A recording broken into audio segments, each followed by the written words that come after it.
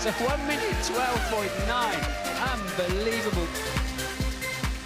A week's a long time in Formula One. The Schumachers are all brotherly cuddles and giggles again. I expected it to be tight, but to beat Michael here after the test we have seen from them was very difficult. It is good for him to have his first pole position on his birthday. People always tend to think now, yeah, that was a kind of present I made to him, but this will be stupid because he made it because he was faster than me. And all Schumacher front row for the French Grand Prix. Ralph's first pole. We're at Manicourt. It is round 10 of F1 2001. Home race for the experienced and very popular Jean Alesi. He's welcomed us to his hometown of Avignon to explain what drives him on at the age of 37.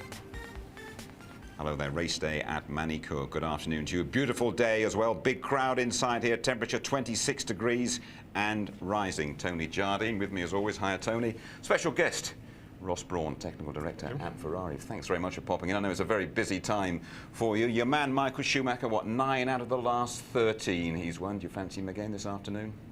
Yes, of course. I mean, people keep asking me when do I think Michael's reached his peak. But when you see performances like Nürburgring, there's still a lot to come. So I certainly haven't seen the downside yet, so there's every chance today. A lot to come. If we check the standings, you can see Michael Schumacher, well, he's 14-1 on now to retain his title, 24 ahead of David Coulthard. Coulthard had a magical drive here last year. Pole sitter Ralph Schumacher, 26 yesterday. He could overtake Barrichello today. Montoya is very confident, and Häkkönen's gone quickest in this morning's warm-up. Tony, if we look back at qualifying, Ralph Schumacher, first pole, his 76th session, and he broke records along the way. Yeah, dear. One of the things Ross was saying when the test was here before Canada is that watch out for Michelin, they'll be very strong. But this package is getting stronger and stronger. And on this very smooth but yet slippery surface, they drop the cars right down as low as they can to get more downforce, I think. But those Michelin tyres working really well, the BMW engine as well. 13.6 on his first run, but more was to come, and we thought that was really, really quick. And there you go, 12.9 he popped in as well. Didn't think anyone could get close, but obviously Michael got a bit closer later on as well. First pole for Ralphie on his birthday. He did get a bit closer, didn't he, Ross? He was going for pole number 40, Michael, and he missed it, what, 100th of a second he missed it by, wasn't it? Yeah, it was a little bit of a frustrating qualifying, and I'm sure everyone has the same story, but the second but last run, Jarno truly got mixed up with him, and I came on the radio at the wrong time when he was in the middle of the corner. Our telemetry system was giving me some bad information, so I kind of helped spoil his last but one lap, and then the third one he just didn't quite get it together. But yeah, 100th, it was very close. What did you say to him on the radio then when you came in at the wrong time? Well, it's what he said to me on the radio afterwards. It was not for broadcast, that's for sure. Right, what's a right time and what's a wrong time to go on the radio then? Well, we try and pick the straights. And what we do with Michael is after the second sector time, we give him some information on whether he's quickest, so he knows how hard to push in that last sector. And we didn't have very good television coverage, so we weren't quite sure where he was on the track, and I was looking at our telemetry, which should tell us. Okay. And there was a bit of a lag in the telemetry, so in fact I spoke to him just as he was coming through the fast chicane, and he didn't appreciate that very much. Okay, well thanks for explaining that. David Coulthard was lagging a bit, wasn't he, Tony, until a late dash onto the second row. Yeah, I mean, they say, OK, we're a little bit closer, but it's really not good enough for McLaren, and they are having their problems with qualifying performances. David did come across on his third run some gravel thrown onto the track by another car, and he said that would have definitely been my fastest run. They say they know what they've got to do. We've got to go away and do it, and we suspect they'll be a bit closer to Ross's boys by Silverstone. Well, you shouted in Michael's ear, and that didn't help him too much. What happened to your other man, Rubens Barrichello? Worst qualifying, what is it, 14 races since Spa? Yes, not a happy day. We came here with a new tyre, a new Bridgestone. After the test, it was clear we weren't competitive enough. So Bridgestone brought a new compound, and Rubens wasn't sure about it. He wasn't completely happy with it. So in fact, he started yesterday morning with the old tyre, and then at the last minute decided to go with the new tyre. And he didn't get the car right for qualifying. We just didn't have enough time to get the car balance correct. But he's much happier this morning. He's quite pleased with the car this morning. So if he can get a good run in the race, I think he'll be very competitive this afternoon. Let's just talk about Michael and his relationship with younger brother Ralph. Are you starting to feel a little bit sorry for him, perhaps, that everybody now seems to be focusing in on that? Well, it's good media. I mean, they're two competitive racing drivers. Undoubtedly, being brothers, that has a bit of an influence over their races. You know, they're racing against each other. They're not going to push it. It's not going to be a do-or-die effort from either of them. So it has a bit of influence, and it's good media. Ralph, I must say, has come on a long way, because 2 or 3 years ago, I really didn't see him getting where he is today, because he was very ragged. He was trying too hard. But joining Williams has really settled him down, and he's a superb driver. Well, we just saw last week's race. This is here last year, and Michael doing a number on David Coulthard. Are you absolutely happy with the way he starts races? It's tough. I mean, I'll say I support my driver totally. So you're not going to get anything out of me to say that it's not. But it's tough tactics, I agree. Bullying tactics? Very strong, very strong. But the guys at the front are very strong. The reason they're there is they're very strong. You don't get weak people at the front of a Formula 1 grid, so it's a tough business. And do you go along with the theory that Michael would only do that to certain drivers? I mean, if it was a Villeneuve or a Coulthard, perhaps a Montoya, he wouldn't have done what he did last week to Ralph? Was that nonsense? I don't know how you judge that. I mean, some of those guys have not been at the front of the grid for a while, so it's not easy to say. But I don't know how you judge that. I mean, it's not just the start. If you look at a whole race, you get lots of situations where drivers will push another one to the limit. And they find it's part of their psyche, it's part of their build-up for drivers to know whether they're an easy touch or whether they're going to be tough. But of course there's limits. So a driver doesn't want to be seen as an easy touch, but equally he's got to put as much pressure on as he can. So it's all part of the challenge of racing each other. One of the great reasons for your success, for Michael's success, Ferrari's success has been reliability, but you're a little bit unreliable here last year, I seem to remember. Yes, we had, well, we were going through a period when we had difficulties with the tyres. We weren't using the tyres as well as McLaren were, and we were overheating the tyres. So during the race, Michael started to suffer from heavy tyre decay, particularly at the rear. So he was being challenged first by David, and then he was being hassled by Mika, and ultimately had an engine failure, which is not related, but it was one of our few retirements last year. So I hope we can do a bit better today. I know our time is up. I know you've got to go at 1:15, but just one final question for you. Are Ferrari a more relaxed team all round this year, now that Michael Schumacher has won that World Championship for you? It was going to be very interesting to see. I mean, people speculated that once we'd won the championship, it was all going to deflate. And I've been really pleased with the approach of everyone, because getting that championship out of the way has definitely helped. Everyone is just a little bit calmer, a little bit more relaxed. They know they can do it. We had 3 years of losing it at the last race, and that was tough. So we've done it now, it's behind us, and the team are performing superbly. And everyone's just a little bit more relaxed, but still very competitive. And I guess now it's fear of failure rather than having to win the championship. We finished second 3 years, we know it's not very nice, and we want to win the championship again. And the choice is finishing second or first, and everyone in the team wants to win.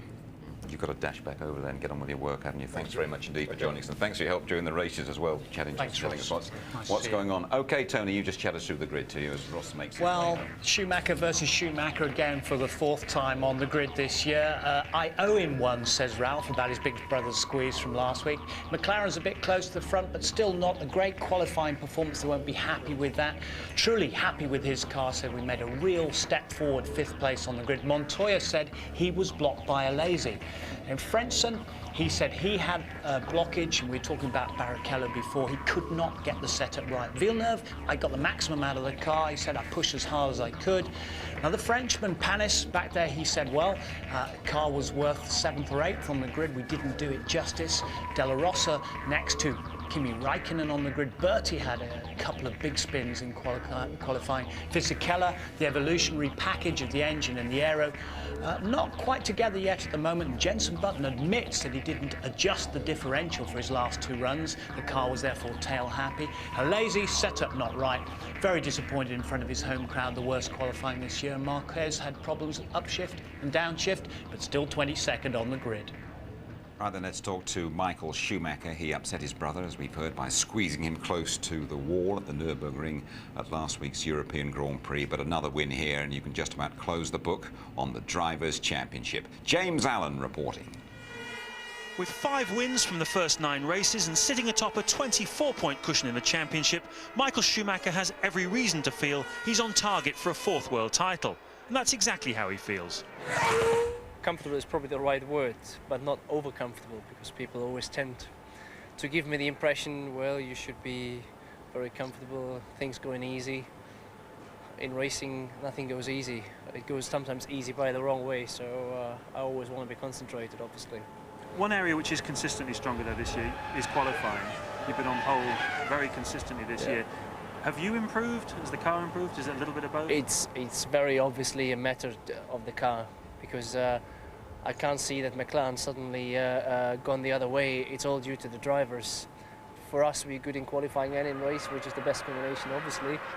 But that's certainly down to the car. You're getting the points, and of course the other thing is Williams are taking points and wins, which is restricting the possibilities that McLaren have as well. So in a way it's a sort of dream scenario for you, isn't it?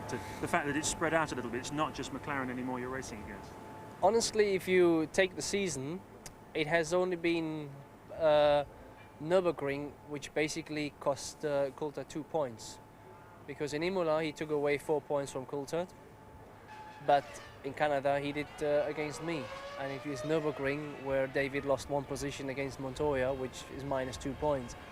Otherwise, Williams has not really influenced the decision of the World Championship points. Is there a different pressure, a different kind of feeling when you're racing against Ralph from racing against DC or Hakkinen? Yeah, there is certainly a different feeling. People may not believe this, but when I saw my brother winning in Canada and greeting me in a way he did, I was happy for him. I really felt good, like I did myself a victory. No, that's. It's something which I like to see. It's maybe more normal for the older one anyway, I have been successful, that you're happy to give away some success yourself. But of course the irony is, the twist is, that to be successful, he's got to beat you.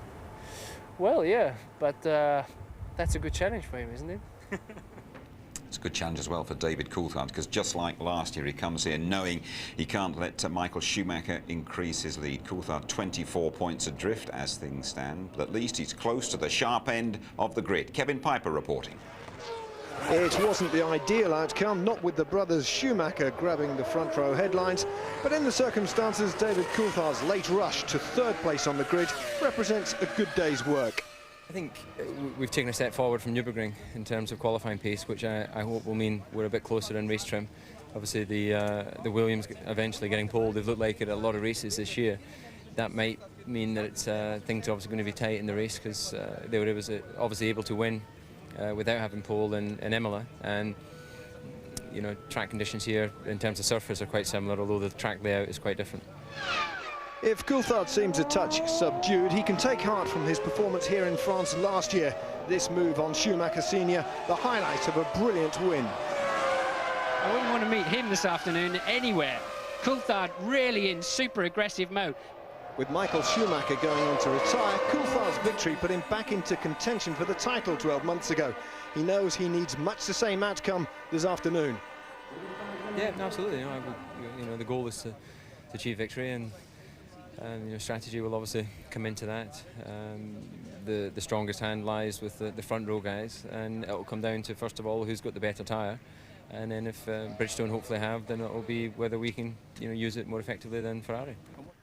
Coulthard comes here in good shape on the back of a recent trip back to the family home on the west coast of Scotland, blowing away a few cobwebs under the eye of his personal trainer. An environment like this is very conducive to training and being upbeat.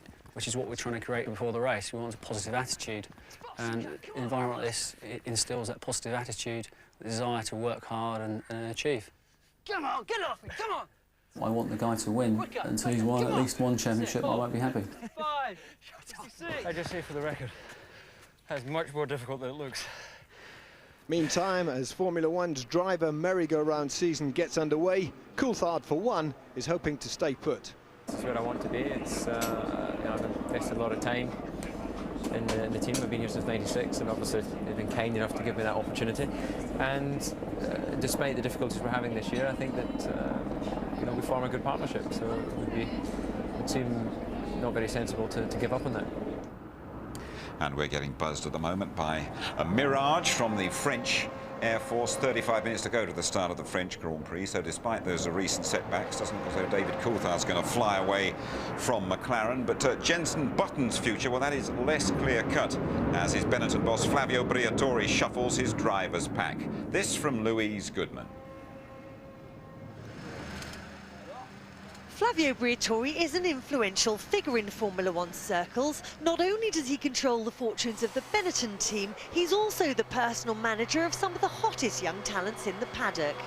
Fernando Alonso is a Flavio Briatore protégé, as are current Benetton incumbent Giancarlo Fisichella and fellow Italian Jarno Trulli. Trulli's Jordan contract expires this year, and his close relationship with Briatore has led to speculation that he'll be Benetton bound for 2002, but Jarno says the final decision rests with him. Flavio's a manager, so he gets a percentage from what I earn and nothing else. I just, it's up to me to decide where I want to go and what I want to drive for. We have the option to Jarno Trulli is in Jordan. We don't know yet, honestly. It's not simple to decide, and we need to talk with Eddie as well what he wants to do, and you know, we need to try doing the best for the team and for the driver as well. Plus we have two young drivers like Alonso and Mark Webber in the line as well. See what happens. We need to see what happens in the next 2 weeks, and we decide. Giancarlo Fisichella has done a good job for the team this year, regularly outperforming Jenson Button. It has been mooted that Button will swap places with Jarno Trulli, but Eddie Jordan doesn't see that as a likely option. I don't see that happening.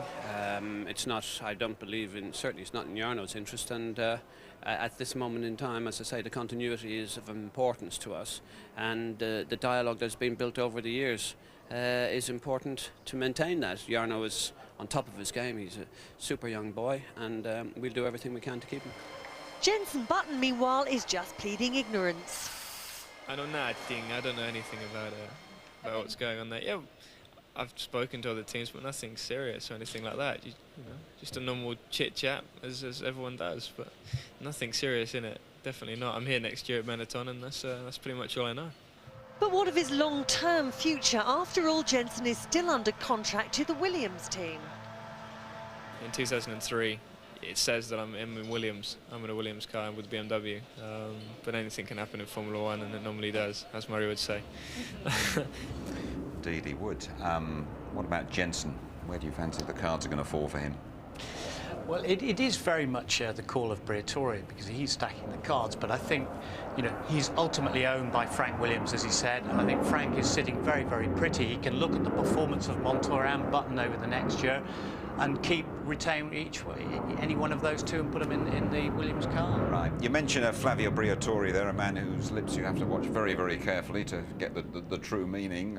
But is he likely to be on his way? There's a bit of a buzz around the paddock this morning. Yeah, I mean, it's so strong, Jim. It is actually worth mentioning that the paddock are suggesting that he finishes with Benetton next week and he's going to take over at Prost, potentially Asia Tech as well, and put the two together. But David Richards, you remember, he used to manage Benetton a couple of years ago, the guy from World Rally and IOC. He was here yesterday having a couple of meetings, he said, so that added weight to the rumour, really. OK, Tony, thank you very much indeed. Well, the best drivers in the world have been flying around at Manicourt this weekend. Last year's pole time's been improved by over 2 seconds. Martin Brundle reckons he's mentally scarred by the circuit after countless testing laps. Here's one more, Martin, with Rubens Barrichello. Barrichello only 8th on the grid. Let's see if we can see why. Taking it very slowly through that last corner. You can afford to give up the entry for maximum acceleration on the exit. Heading towards Grand Curb, 175 miles an hour. Do not lift the throttle. Straight line that mini chicane down into Estoril, turn 2. Fading to about 120, now accelerating hard, opening up that steering wheel as early as possible. Now, a nice, clean, clear, easy line down the back straight, 185 miles an hour into Adelaide hairpin. And we've locked the right front. Cadence braking, trying to get it in. We've missed the apex. Barrichello going up through the gears now, thinking I've trashed this lap already, just 23 seconds old, but carry on anyway through Nürburgring chicane. Nice clean line, bring it in early then for 180 corner, hug the white line, use the curb to suck the front of the car in. On fresh tyres in qualifying, no traction problems through the right and left sweep as you're heading towards Imola chicane, 180 miles an hour. Come down one gear, sweep down the hill, left-hand curb, bring it to the left immediately for Chateau d'Eau. 55 on the apex, a long time to get the nose in, but a lot of extra grip through the exit, and you can get power on early, up to 165 miles an hour before the chicane. Bounce across the curves, but not too much. Good there for Barrichello. This time attack the entry to the final corner, over the line, but only P8. Very difficult lap, that one for Rubens Barrichello. Worst start for 14 races, as Ross Brawn has confirmed. That fellow's going to be going away in a couple of minutes' time. We hope it is enhancing your enjoyment of our build-up to the French Grand Prix. A lot of attention on the pole sitter, on Ralf Schumacher. I think Kevin Piper has some news of him. Kevin. Thanks, Jim. Yes, all this talk of possible fireworks involving the Schumacher brothers at the start means the Williams boys here are going to be on their toes right from the word go, because if there is a coming together at the start, the spare car is not set up for Ralf. It might surprise you to learn that the policy here is to alternate between races. Ralf had the spare last week in Germany, so this week it's Montoya's turn, even though he's back on the third row. So as I say, if there is a significant coming together, these mechanics could face their own race against time to get the spare ready for Ralf. Thanks very much indeed to Kevin. There we are then. David Coulthard. Well, we're all lucky enough really to be travelling around the world. Part of those big crowds watching Formula One. Our regular companions are the written press, battling for those exclusives. Well, Beverly Turner has been kicking around with a British hack pack. They say F1 racing is one of the most competitive sports in the world. Well, it's nothing compared to the rivalry that surfaces when you put a bunch of English journalists against their German counterparts and add one of these. Is he playing left back or left back? This weekend, the press relieved a bit of pre-race tension with some sport of their own. It doesn't matter that our lads actually lost 6-1. It's all part of the F1 circus that they endure all season. Tell me about the sort of lifestyle that you guys lead, because I know you're away for a lot of the year. Is it always fun, or is it often really hard? It's a combination of both. We do have fun, we make fun, but you're away from home for so long. It would get very tedious if we didn't try and amuse ourselves in some way, because it is a marriage-threatening kind of lifestyle where you have no real social life at home, because we travel so often.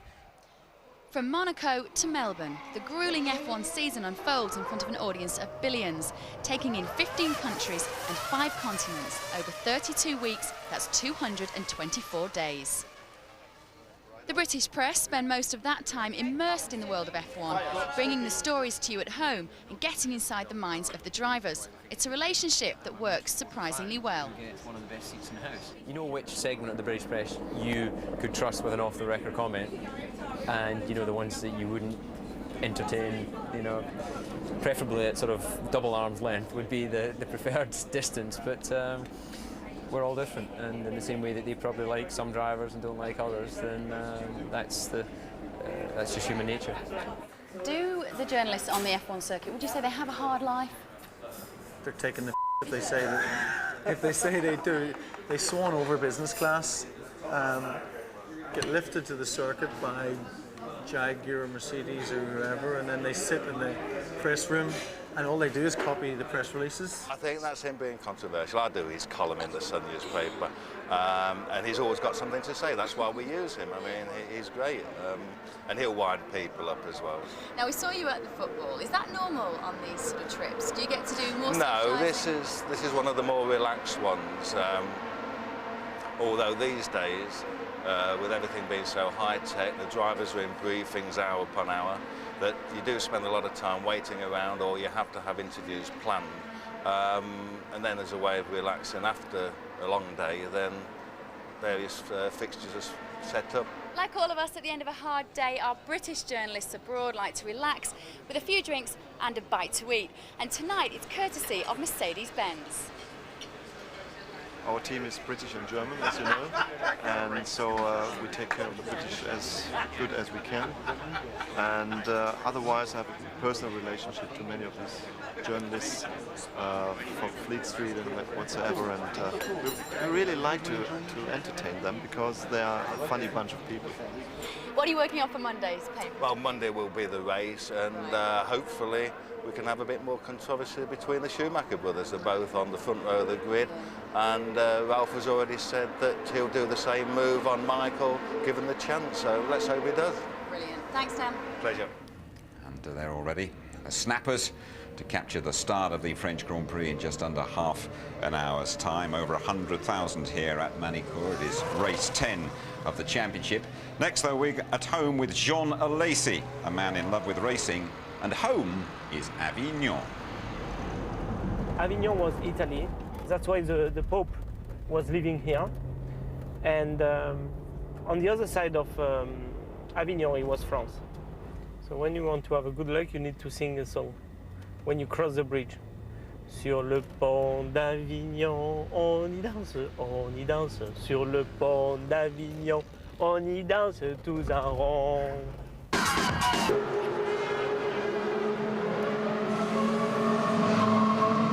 Flavio Briatore, the first race this weekend with the new Renault engine. How optimistic are you? It's wrong information. It's no new engine. It's the development of the existing engine. It's the first step in, I hope it's coming another 125 step. But, you know, we are in the right direction, and this year sure is not great for us, but we know what we have, and we know what we have next year. I mean, it's okay. Now, are we going to expect, you say you want some more steps of development. Will be another one for Silverstone? Now the program starts, little by little it takes, so we need increasing every race. Okay, thank you.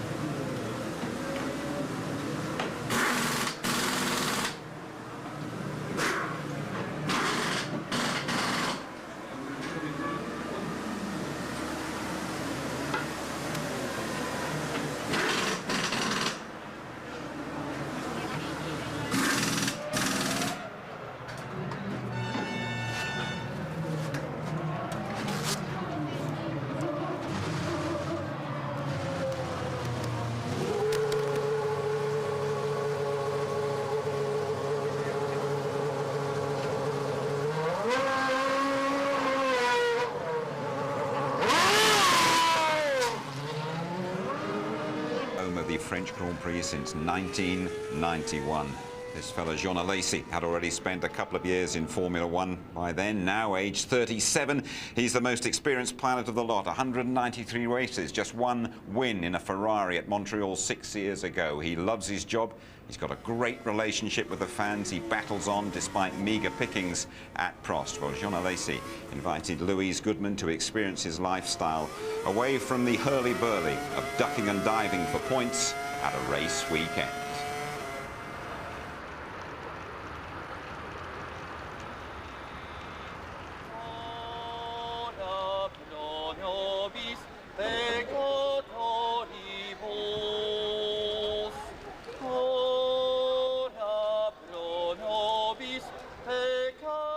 On the banks of the Rhone in southern France lies the historic city of Avignon.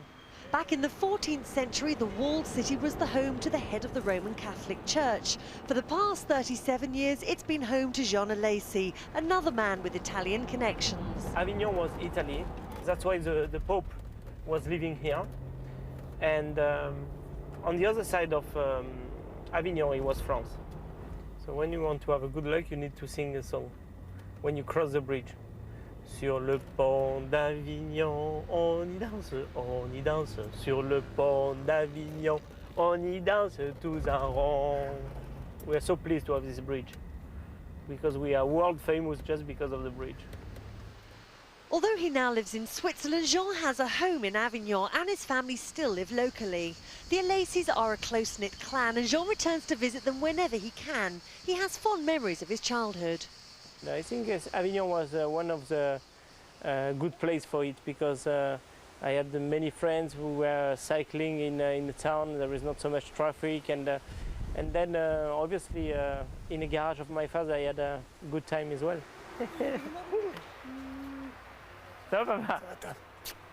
My parents are from Sicily and they arrived in Avignon in 1959. So slowly we grew up here. When I said we, because my father was just a body worker, and slowly he built the carrosserie, and we are really proud of that because he showed us with just the work you can go everywhere. My mother was helping my father, so they worked together, and when we were coming back from the school, we were spending the time in the carrosserie, and it was great. I had my karting, I had all the toys to play with. Since the early days of his racing career, Jean has always celebrated his victories at the local cafe. His successes have been a source of much pride to the locals. I feel French because I grew up in France, I learned French, and it's the way it was, but I have all my family Italian, except my wife, Japanese. She's here actually. I've been really lucky to find Kumiko for many reasons, but the first one is we are from a different world, different countries. She's from Japan, and we have two children, Giuliano and Elena, and that is great, really great. When I had my child, I wanted to have something from my child with me. I said, okay, I want to put the name of them on my helmet. So I have the name of them and the name of the mother on my helmet. But it's written in Japanese? It's written in Japanese, yes. Why? Because to respect my wife. Jean is not your name, is it? No, because when I born, my name was Giovanni, and when I was a child, the kids was meaning each other, and they called me spaghetti. So then I was crying at home, and my parents decided to change my name from Giovanni to Jean. Part French, part Italian, Jean's 100% Latin and typically passionate about his cars. My first car was a Fiat 500, and I'm really glad to have it still now. And you still drive it? Sure. I have it here, and I like sometimes to take it and to go in the city because very easy to park. And what about your other cars? How did you start your collection? So I start the collection not like someone who wants to have cars to show, but just to enjoy. So that's why I have this old Rolls-Royce, because When I want to be romantic, when I have my head to be free for it, I take Kumiko to eat in some restaurants outside Avignon with this car. When I want to scare my grandmother, I take the F40 and I say to her, I'm sorry, grandmother, I had only this car. So when she sits, I do 2 or 3 kilometers in first gear, very slowly. And when we are on the bridge, I go full power and she's screaming, my heart, my heart. And I like that. The Porsche, that was a gift I did for Kumiko when she was 25. That was a birthday present. It's not just cars that you have either. I think the other thing that not many people know about you is that you are actually Grand Prix driver and vineyard owner.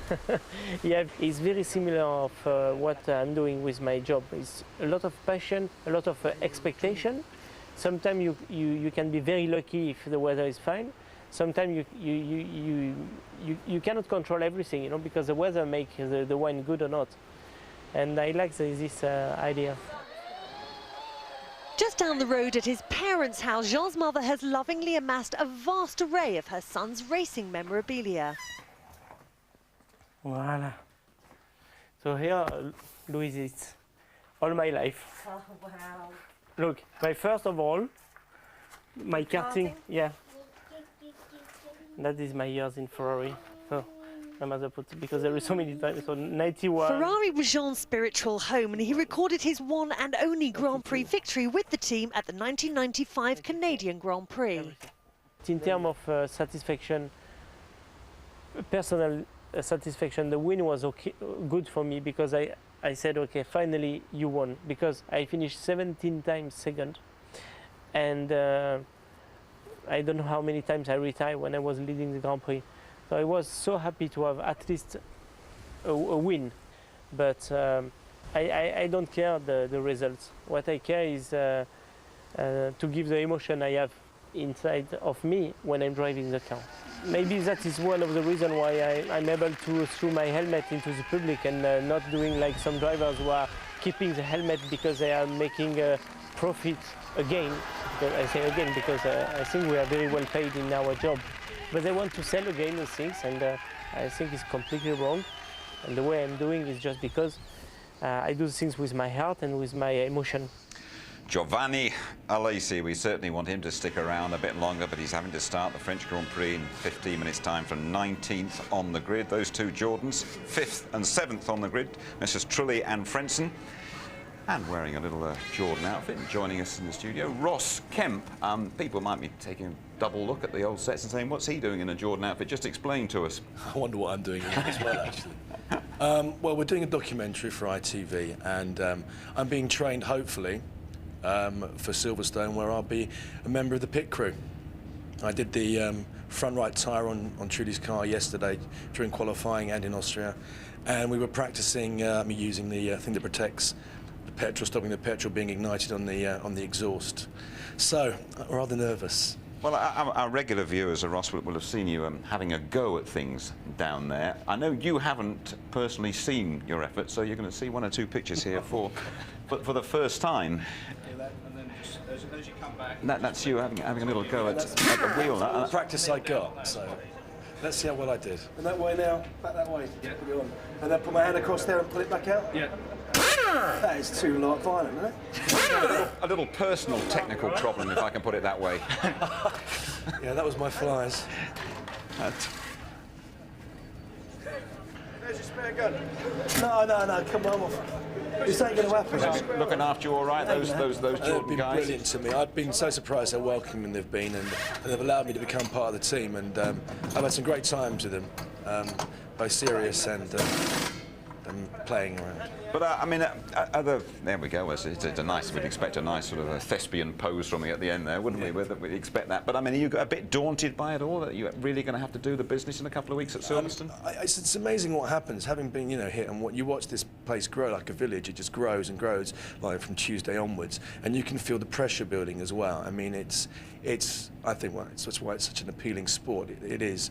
It's full of pressure. It's full of excitement, glamour. It's got everything. Have they exactly told you what you're going to be doing at Silverstone, or is it going to be? I think it's still. They're testing me basically all the way along the line, and as long as I come up with the results, and hopefully I'll be doing something something. I don't know. Well, let's find out how you've been doing. Eddie Jordan is down there. What's he been like, Ed? Well, actually, we've known Ross for some time. Likewise, he's brought a new dimension to us. We won't say what, but no, he's great fun. But he is such great encouragement because he's been in there and he's prepared to work. And yet we haven't still given him the green light for Silverstone yet. He's still a little... He's a little bit more training to do, and surely we'll help him to do that. We make sure that you keep him off the sticky buns up there. I don't want him getting the good life up in that nice studio and air-conditioned and all that sort of stuff, because it's not like that down here. What sort of... I mean, he's been a bit coy up here. What sort of jobs have you really got lined up for him at the British Grand Prix? Well, hopefully, if everything... We want, obviously, safety for everyone, but... if he does the job properly, hopefully he'll do the front wheel and on the race car during the race. And if he doesn't sort it out, I've got a couple of good Irish paddies here who can sort him out. Old Keno and Paul McGrath, they don't take too many prisoners, and I'll look after you, Kemp, if you don't sort yourself out. Yes, Mr. EJ. Roy Keane and Paul McGrath. We were just about to see Roy in the background there. Not too sure where Paul has got to. Final thought from you about the two cars this afternoon. You're well placed. Well, you know, we've had a chance for the last number of races and we didn't take them, and that's been quite sad. It's been a difficult last couple of races since the traction control, the thing at launch control in Austria. We haven't performed like we should have, and fingers crossed, let's hope it'll start, because Silverstone is on us and we want to perform really strongly there, but it'd be nice to come away with some nice points here in France. Fingers crossed. Eddie, thanks as always. Job this afternoon for you then? You've got to crash over, you've got the gear on? Yeah, I'm on Heinz's front right tyre, so I'll give you a wave, Jim. We will do. Good. And listen, good luck in a couple of weeks. We'll see you in a couple of weeks, and just keep yourself properly dressed when you're at Silverstone. I'm a nervous boy. I'm a very nervous Everyone's watching. Okay, Ross, thank you very much indeed. Okay, Silverstone next in a couple of weeks. We actually got a little competition for you that we've thought out. Of course, it's Murray Walker's last Silverstone commentary, and we're wondering about a few banners that you might have sorted out for Murray. In fact, we're going to award a prize for the best banner. I understand 1 or 2 tickets are still available, and we will give a special signed Murray Walker print and awarded on the day, on qualifying and on the race day itself. We also have the result of our competition, a chance for you to win a great day out at the Goodwood Festival of Speed and a ride in the 2-seater European Minardi. Remember, we asked you about the nationality of the Minardi driver, Fernando Alonso. Is he A, Spanish? Is he B, Italian? Or C, from Argentina? Here's the answer from the man in the know. Hey, I'm Fernando Alonso from Minardi. I'm born in Oviedo. The correct answer is A, Spanish. Have a good time in Goodwood. These two are going to have a decent time at Goodwood. Nick Steadman from Buckingham and Barry Smith from Plymouth. Well done, Nick. Well done, Barry. You both get a ride in that 2-seater Minardi. And I should just point you towards a special show covering the best of the Goodwood Festival of the Speed. The highlights after our qualifying session at the British Grand Prix. We start that at 12:30 a week on Saturday, and that show at 2:30. Well, Ralf Schumacher, he's waited quite a while for his first pole position. Let's go live to Louise Goodman.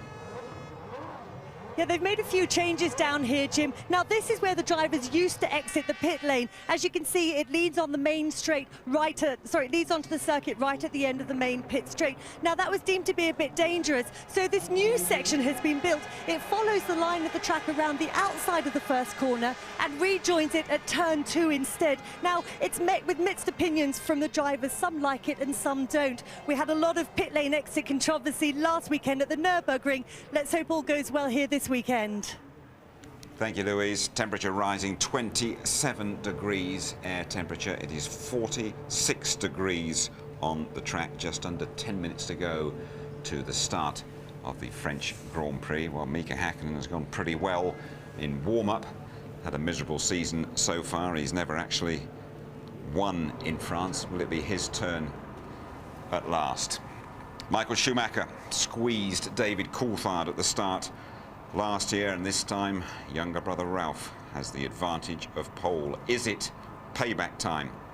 Right behind the Schumachers, David Coulthard really needing a burst of his special manicure magic. Then the Jordans that Eddie was talking about, Trulli and Frentzen, Sandwich, Montoya.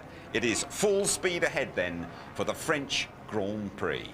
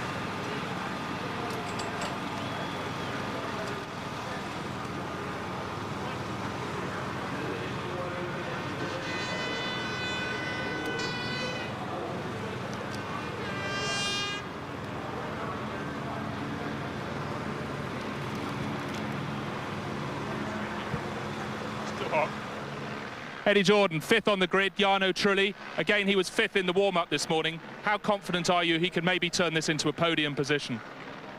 I want to finish first, then I want to get some points. Podium would be a real bonus, but you know, France has been lucky to us before. We won here a couple of years ago. Fingers crossed. Hopefully it'll repeat itself. It'd be nice. But do you feel you're behind the Williams, the Ferrari and the McLaren? There's any way you can live with their pace over a race as opposed to a one-off lap as in qualifying? Yeah, I think it's valid question. I think it's incredibly difficult. They have a definite gap over us. We have to try and be clever with the strategy and see what we can come up with. But you know, who knows what's going to happen? A lot of reliability issues, our reliability in particular. We have to make sure we finish the race. If we finish the race, I'd like to hope that we can get some points. Best of luck, Eddie. Thank you.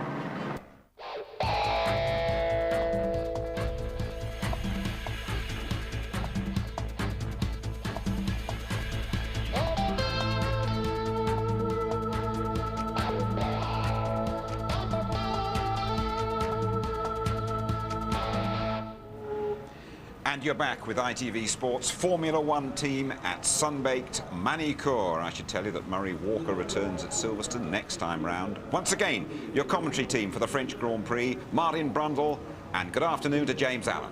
Thank you, Jim. Hello, everyone. Welcome to Manicourt in the heart of rural France. When you drive into this circuit, there's a long avenue which leads to the main entrance. Along it are posted giant photographs of all the previous winners of the French Grand Prix. You see 2 photographs of Nigel Mansell. You see many of Alain Prost. You see 4 of Michael Schumacher. You even see 1 of Heinz-Harald Frentzen. This year, they've added David Coulthard's picture celebrating his Braveheart victory here last year. Will they be adding a new face after today's race? Well, they might. Because with 4 different chassis in the top 5 places on the grid, 3 different types of tyres from Bridgestone and Michelin being used, anyone on the front 3 rows of the grid today could win this race. It's very, very hard to predict the outcome this afternoon. Tyres will play a major role. Pole sitter Ralf Schumacher is on the softer of the Michelin tyres. His teammate Juan Montoya, though, is on the harder tyre, which should be more durable. So Ralf could have a few problems with tyre wear this afternoon. Both Ferraris and both McLarens are on the new harder Bridgestone tyre, which looks very promising indeed. They brought it here this weekend, completely untested. Michael Schumacher will be using it as well. And I have to tell you, this track does eat up the tyres. It's going to be a big part of the outcome of the race. There are a number of possible strategies this afternoon. 1, 2, even 3 stops is possible. 72 laps to be covered. And Martin, a really fascinating motor racing prospect, I think. Yeah, looking forward to it, wandering around the grid, trying to analyse who might be doing what. Can Ralf Schumacher capitalise on his first ever pole position? BMW and Michelin's first pole since returning to Formula One, of course, and they've got a tough job on their hands this afternoon. It appears from this morning's warm-up, Ralf being quite a bit slower, therefore carrying a lot more fuel, they're seriously considering a one-stopper. I was just trying to pry some information out of Gerhard Berger down there quietly on the grid as to, surely you're not going to do that, are you? Because there's a bit of shaking of heads in the paddock of, we all know the quickest way around here is 2 and sometimes 3 stops. Everybody did a 2-stopper last year because the tyre degradation is normally higher than the advantage you gain as your fuel load goes down, and you should stop at an optimum time, especially as it's just about 21 seconds to make a pit stop here. It's a quick in lap. It's the last corner is very slow. The corner around the outside into the pit lane is slightly faster.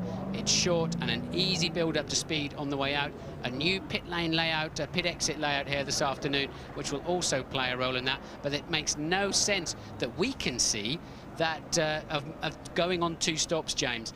But maybe Michelin, maybe Williams know something that we clearly don't at this time. Yeah, we're just taking a look at the grid order there, and you could see that the first front four rows are separated by less than a second. It's been one of the closest qualifying sessions I can remember for a long time. McLaren were up there as well, just 0.2 of a second off the pace. So don't rule out either David Coulthard or Mika Häkkinen from this equation. But interestingly enough, as we look there at Jos Verstappen in the arrows, and there's your pole sitter, Ralf Schumacher. He opted yesterday, Martin, to go with his softer Michelin tyre because he wanted the qualifying advantage. I believe from the Michelin people it's about 0.6 of a second, the advantage between the hard and soft, so he went for it. But interestingly, Juan Montoya, his teammate, was 0.6 of a second slower than him on the hard tyre. So you have to imagine he might have been right up there himself if he'd gone with the soft tyre. But equally, Montoya yesterday very bullish after qualifying, believes he's on the right tyre for the race, believes Ralf is on the wrong one. Yes, those two red lights you can see, that is the start of the countdown procedure as they move into the final part of the overall start procedure. That's an acknowledgement to the team. So if you're wondering why those lights are gradually scaling down, of course they're the same lights that will be used later on for the start itself.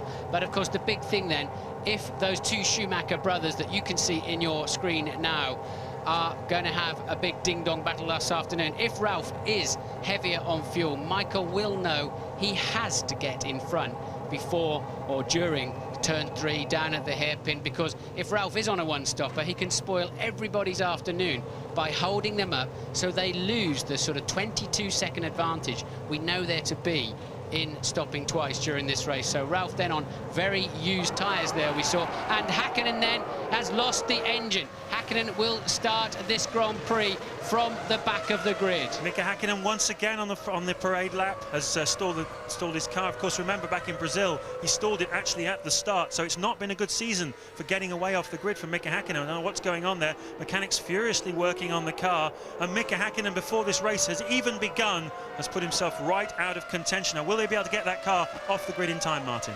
I think they should get it easily started up in time, James. Yeah, it's quite a slow lap, this early lap, so he'll easily catch the back of the pack. He's got to be round there before the light procedure commences. Otherwise, under the regulations, you must go in the pit lane. How on earth do you know that before you turn the final corner when you've already missed the pit entry? Anyway, I've never really been quite sure. But wife area there looking suitably horrified, and that McLaren will not start for whatever reason.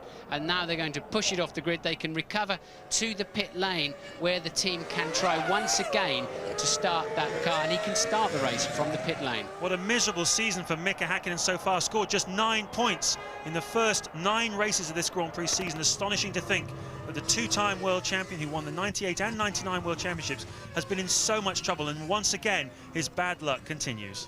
Bad luck for Coulthard in many ways as well. He needs Häkkinen up there to help him take points away from Michael Schumacher in the championship fight. So Coulthard up there by himself, but as we've said, 4 different cars in the top 5 on this grid, different strategies, different tyres. It's going to be interesting. Yeah, bad news for Coulthard, but good news for Juan Montoya and Jarno Trulli, of course, because they've been promoted a place, particularly Montoya, who is well worth keeping an eye out for this afternoon. As you can see the field streaming around there, Kimi Räikkönen. There you can see the 2 Benettons. We understand that the Jaguar of Pedro de la Rosa has had some problems on the parade lap as well. We might see him pulling over in a second as they come up to form on the grid. And of course, we'll see the 5 lights turn to red and then go out again. Well, we saw Ralf Schumacher in the press conference after qualifying yesterday, and there is de la Rosa's stranded Jaguar Cosworth.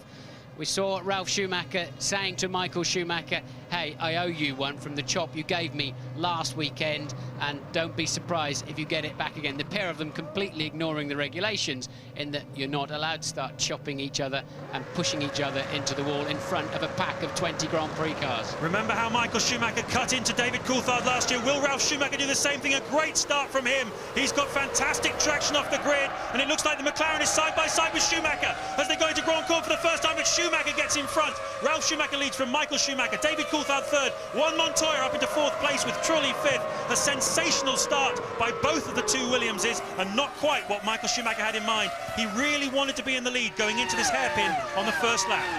Dream start then for Ralf Schumacher, no doubt about it. Coulthard and Michael Schumacher. And Ralph's locked a wheel, but he'd get away with it, I think. But Ralph braking slightly too late for that hairpin, but no damage done this time. Coulthard then side by side with Michael Schumacher into the first corner, but it turns into a piece of track that's like threading a needle. There is no room, and Coulthard had to yield. So he stays then in third place. Ralf Schumacher leads Michael Schumacher. And not making a break at the moment. Michael Schumacher staying right with his younger brother as we go through, halfway through the lap now. David Coulthard looking strong. Those are the two marshals looking out of the way to get De La Rosa's stricken car.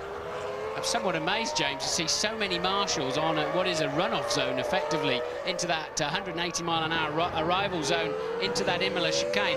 Clearly, and I didn't see any waved yellows either. I think what they were doing, Martin, we just saw De La Rosa's car going through in front of the leaders at the moment. As you look at Mika Häkkinen, who looks like he's out of this race, De La Rosa must have got push started. That's what the marshals are doing, running out of the way. But at the end of lap 1, Ralf Schumacher leading from Michael Schumacher in second place. Coulthard is third, Montoya fourth, Barrichello fifth. Trulli is 6th, Heinz-Harald Frentzen is 7th, Villeneuve 8th, Kimi Räikkönen up to 9th, his teammate Nick Heidfeld is 10th, Eddie Irvine in 11th, and Jenson Button fans, your man is 17th. Look at Coulthard wandering around there. Coulthard picking up a nice slipstream from both the Schumachers there. But remember, in the early stages of Grand Prix and after pace car situations, we've seen Ralf struggle to really build up to speed as quick as Michael, but at the moment he's managing to keep that gap.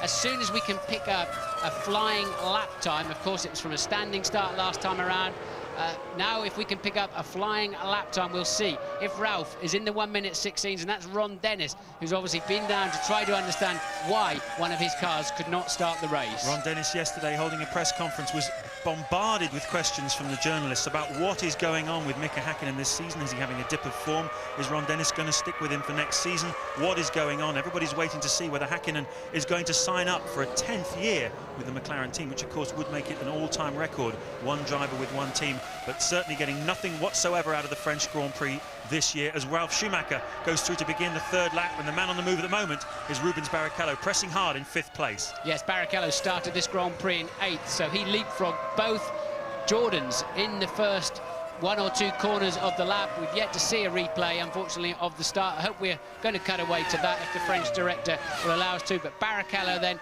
with a decent start. And right now, James, I can't see anything. And Ralf once again running too deep into Adelaide hairpin.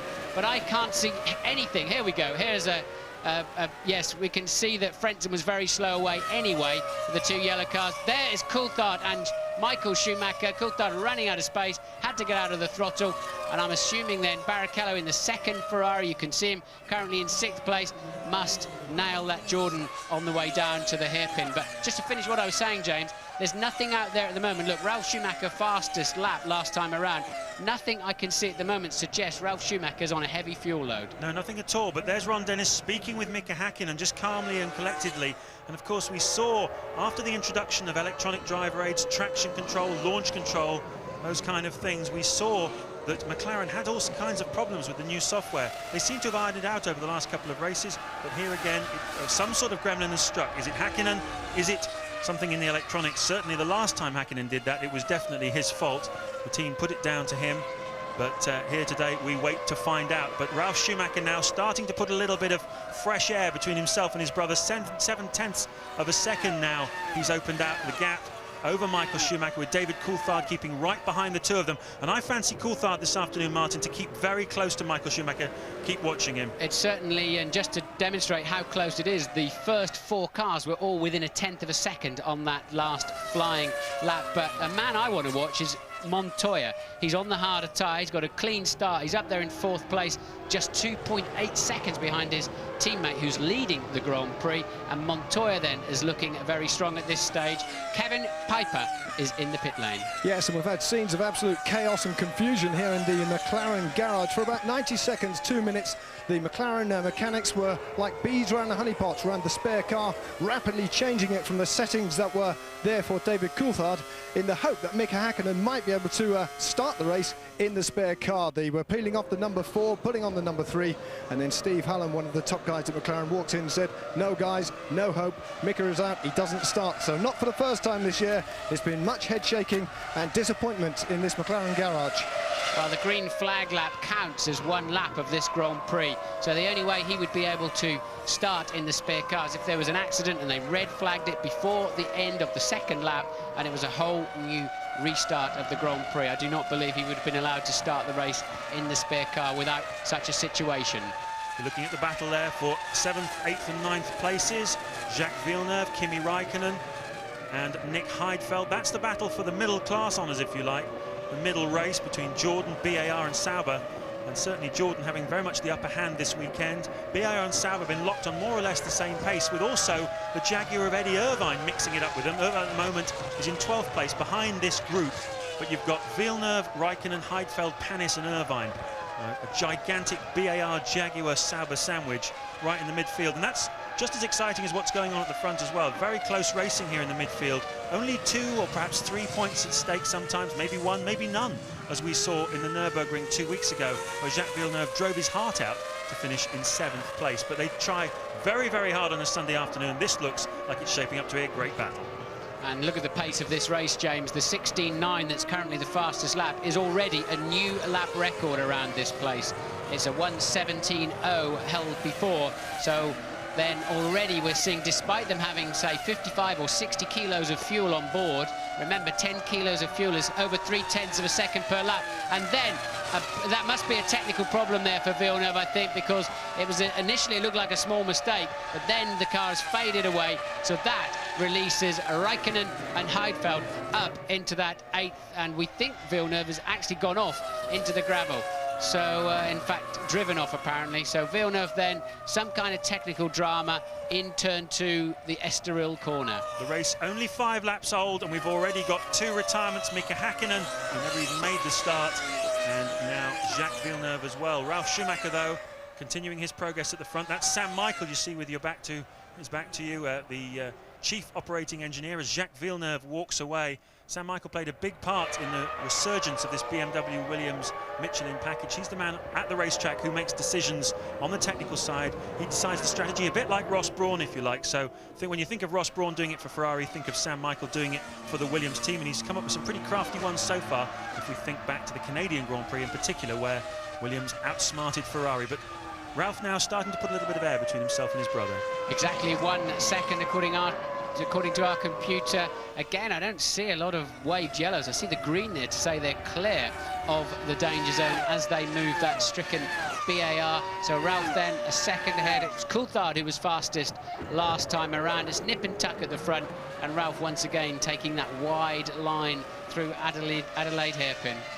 And of course, we're wondering what strategies all these guys are on. They're running laps in the mid 1:17 range, which suggests they're certainly hustling on, and that suggests to me they're going to be stopping twice. Certainly they're on roughly the same pace and the same kind of strategy, that's for sure, because no one is making a break, no one is holding anybody up. Ralf Schumacher, though, as we look at the wave yellows for that incident of Villeneuve, leading the race on lap 6 from Michael Schumacher. David Coulthard still 3rd. Juan Montoya going strongly in 4th place ahead of the 5th place Ferrari of Rubens Barrichello, and then Jarno Trulli going well also in the Jordan in 6th place.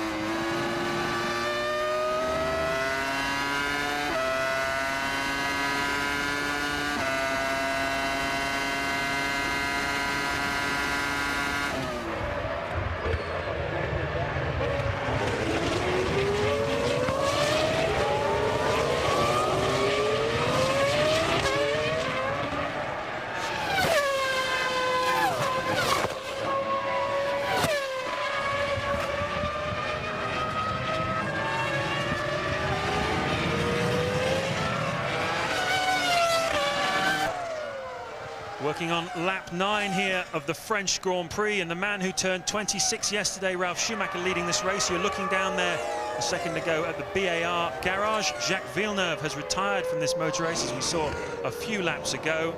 He is the first retirement of the race proper.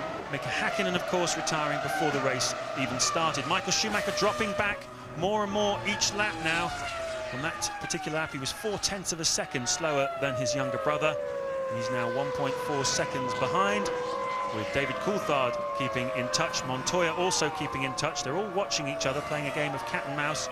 And that beautiful shot there, aerial shot from the helicopter of the BMW Williams, and the BMW pushing that car along the straights like nobody's business. All weekend we've seen them 8 or 9 kilometers an hour faster down the straights than the Ferraris and the McLaren Mercedes.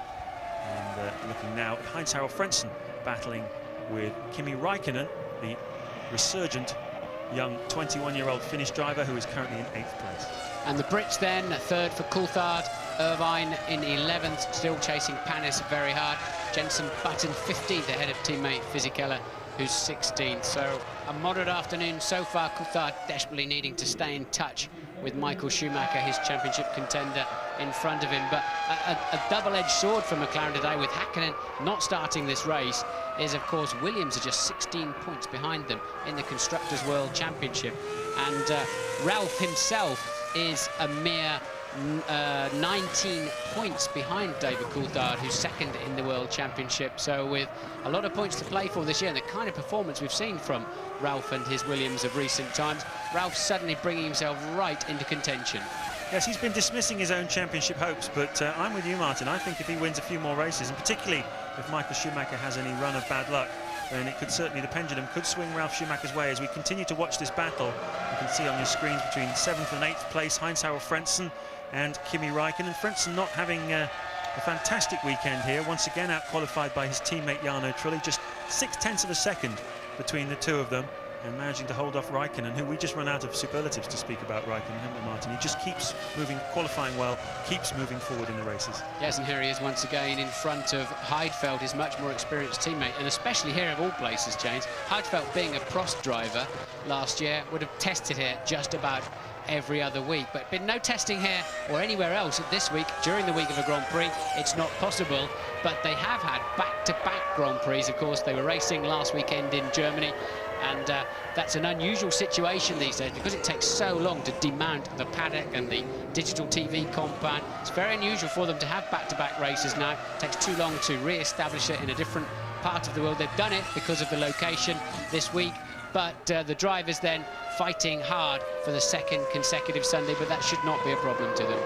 Extremely well, Kimi Räikkönen. If you reflect, he actually started 13th on the grid as well, Martin, so he's made up 5 places in the first few laps. We're looking now at the race leader, Ralf Schumacher, currently enjoying a 1.4 second lead over his brother Michael, with David Coulthard in 3rd place. And we should turn our attention now, I think, to the strategy side of things. We mentioned at the outset you could go 1, 2 or 3 stops. Doesn't look to me as though any of these guys are stopping just once. Do you think they're all on a 2? Nobody seems to be making any breaks, do they? No, I think they're going to be pitting roughly the same time. I would guess lap 25, lap 26, something like that. Maybe a lap earlier for some of them. From what I understand, talking to the various teams, they all agree on this. There's no point running shorter or longer. There's an optimum time to make your pit stop with your tyre degradation, which is a fraction of a second per lap, and that's when you should come in the pits if you want to maximise your on-track time. So any one of the top 4 at the moment could certainly win this race. We've lost Mika Häkkinen, who was another potential race winner, but a 2-stop strategy would see the drivers coming in for their first stop around about lap 24 to 26, and then their second stop around about lap 45. That's what we're expecting to see this afternoon. We can have lead changes on the track, we can have lead changes in the pits. An awful long way to go at the moment in this 71-lap French Grand Prix. I think there'll be a few mechanics just beginning to stretch their muscles and crack their knuckles down in that pit lane, because it's just that kind of afternoon where the mechanics make the difference for the result of the Grand Prix, James. Yes, I've seen it many times, been down in the garages myself, but Louise Goodman has news for us from Mika Häkkinen. Yes, I have Mika with me now. Mika, I know you're not able to tell us exactly what happened, but just tell us the thoughts that went through your mind when you stopped on the grid there. Well, I think simply it's just what's going on in my mind that time, you know. It's like feeling like you cannot believe it. You can't believe how bad luck I had that kind of situation, you know. When engine started, I thought everything is fine, and they suddenly stopped. And I just sat there, and the team mechanics tried to do everything to make the car to start again. So I was super disappointed, but I walked away again and said, well, just have to look the future and try to still to look very positive, you know. Thanks, Mika. Yeah, I mean, it's tough, isn't it? And especially after such a disappointment, the adrenaline was getting ready to boil up, and all of a sudden it just falls completely flat on you. Good of Mika to talk to Louise in that situation. Quite clearly doesn't want to have to explain what exactly went wrong. He can't explain why probably at this time. It'll need looking at through the data acquisition on the car. But Mika Häkkinen then out of this Grand Prix, and he remains on 9 World Championship points only. After 10 races it will be at the end of this one. Michael Schumacher though setting a new lap record, a 1:16.848, just closing the gap just a little bit to his brother Ralph, who still leads. That's Rubens Barrichello, who's still in 5th place with Juan Montoya. There he is in 4th place just ahead of him, and also a man worth watching. But let's just talk about this brotherly love thing, Martin, between Ralf Schumacher and Michael Schumacher. Obviously, a little bit of a fallout after the Nürburgring race, where we initially thought as we left the circuit on the Sunday night, it was because Ralf felt Michael had tried to push him into the wall off the start line. But now they're trying to make us believe that, in fact, it was just Ralf was upset the stop-and-go penalty he received, and both brothers saying nothing between us, we're as close as we've ever been. What's your spin on it? Well, the Schumacher brothers are now a worldwide brand, aren't they? And of course everybody's going to want to try and get a Jemmy bar between the pair of them and understand what they really do tell each other when they're laying on the beach in the winter or whatever. Do they talk tyres? Do they talk team personnel? How much do they really tell each other? And how long then? How long will Michael Schumacher carry on saying, look, hey, I don't mind finishing second if my brother wins the race? And I don't believe that. It's going to be, in my experience of Formula One, impossible for these two Schumachers to end up or remain very close through what is going to... They're both now nailed to their teams. They're both now nailed to their teams for another 2 or 3 years. We're going to see a lot of head-to-head action. And Louise is with Jacques Villeneuve. I am indeed, Martin. Jacques, any ideas what stopped you? Electrical. I'm not sure what happened, but suddenly it switched off. We saw you looking down into the cockpit. Were you hopeful that you could rectify the problem, or were you just trying to work out what it was? Well, I was wondering if there was any button I could press that would do something, but no, the car just switched off. Bad luck, thanks. Sounds like he was looking for the ejector seat there. He sounds pretty unhappy about all of that. It's not been a great season for Jacques Villeneuve, that's for sure. And Frentzen then continues to be under pressure from 8th place man, Kimi Räikkönen. Yeah, Jacques Villeneuve's not scored any points for 3 races. And that's an awful long time for the 1997 world champion, but these two going at it hammer and tongs, because of course, although they're only in 7th and 8th place at the moment, we're still only on lap 16, an awful long way to go, and they could well end up with points at the end of the day if they keep pressing on. Where did Räikkönen go? He may well have gone in the pit lane. You can easily disappear, and Räikkönen then going for an extraordinarily early stop, so it looks like he's either decided to stop early within his 2-stopper and try to clear Frentzen. I doubt it, because he's going to go back out into the pack in a lot more traffic and get held up anyway, or he's on a 3-stopper, which is probably more likely. Meanwhile, Ralf Schumacher has done a lap record of a 1:16.6 this time around as the fuel load begins to ebb away. Strange decision there by the Sauber team to bring Kimi Räikkönen in. Possibly he had a slow puncture, something along those lines, although he seemed to be harrying Heinz-Harald Frentzen. It's too early, really, to come in on a 3-stop strategy, and he put far too much fuel in for it to be a 3-stopper as well. We'll keep an eye on what Kimi Räikkönen is doing, but at the moment, Ralf Schumacher is pressing on. A new lap record from him, a 1:16.667. He leads after 15 laps from Michael Schumacher. 1.6 seconds the margin between the two of them. Coulthard is 3rd, Montoya 4th, Barrichello 5th, and Trulli only 15 seconds behind the leader in 6th place.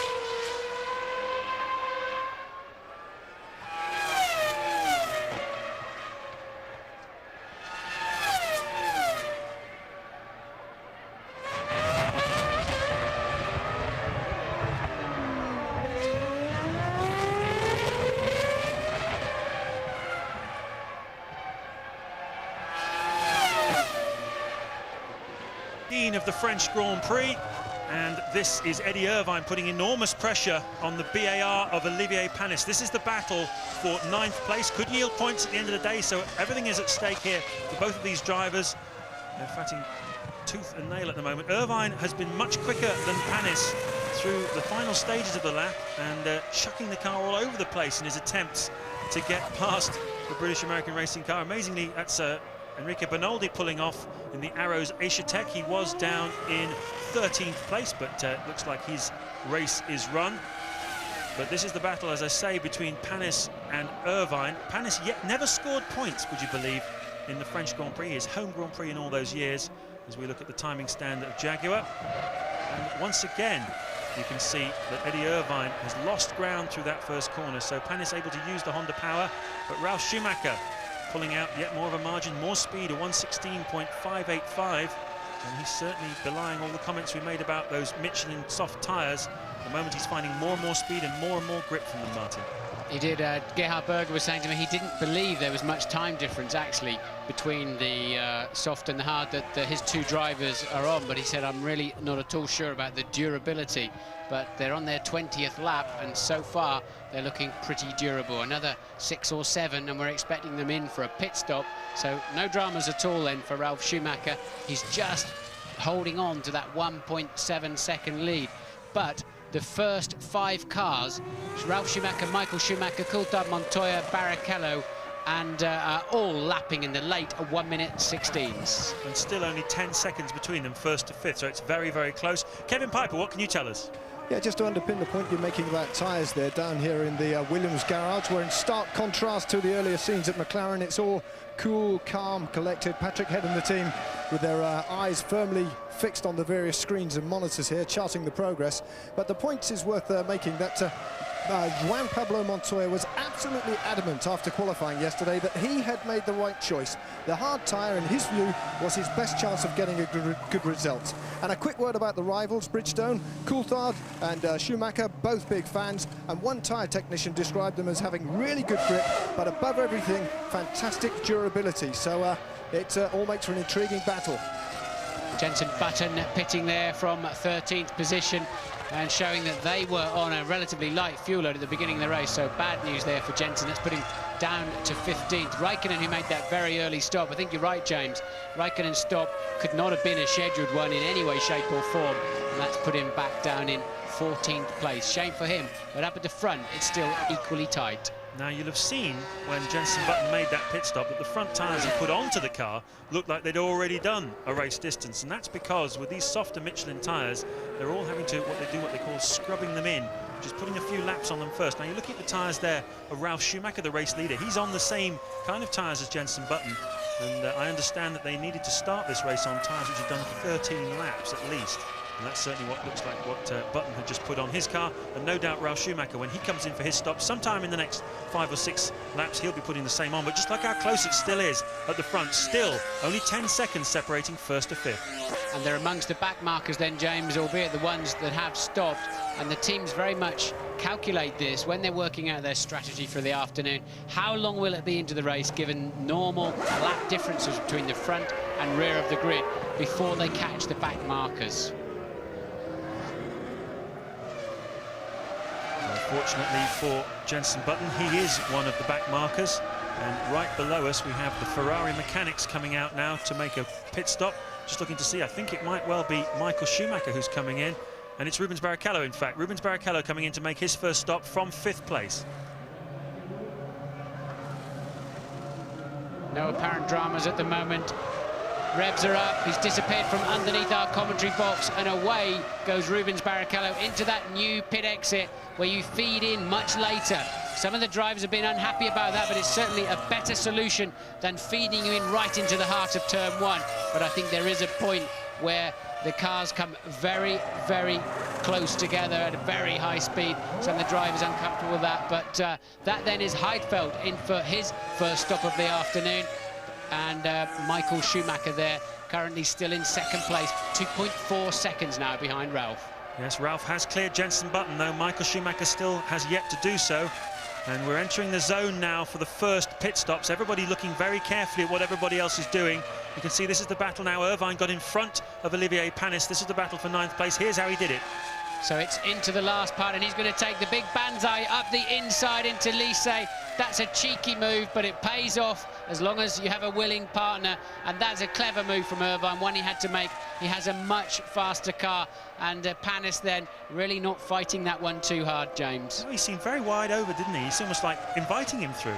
Yeah, I think he saw it launched, and once you've elected to have a go at that move, there's a one-way street. You switch that move on, you cannot switch it back off again halfway through, and I think we all know that. We've all achieved that move at some point or other, and we've all been victims of the same move. What do? Just close your eyes and hope for the best? It's a little bit like that, and you launch into that last corner, you think, well, why didn't I go into that as fast as that every time?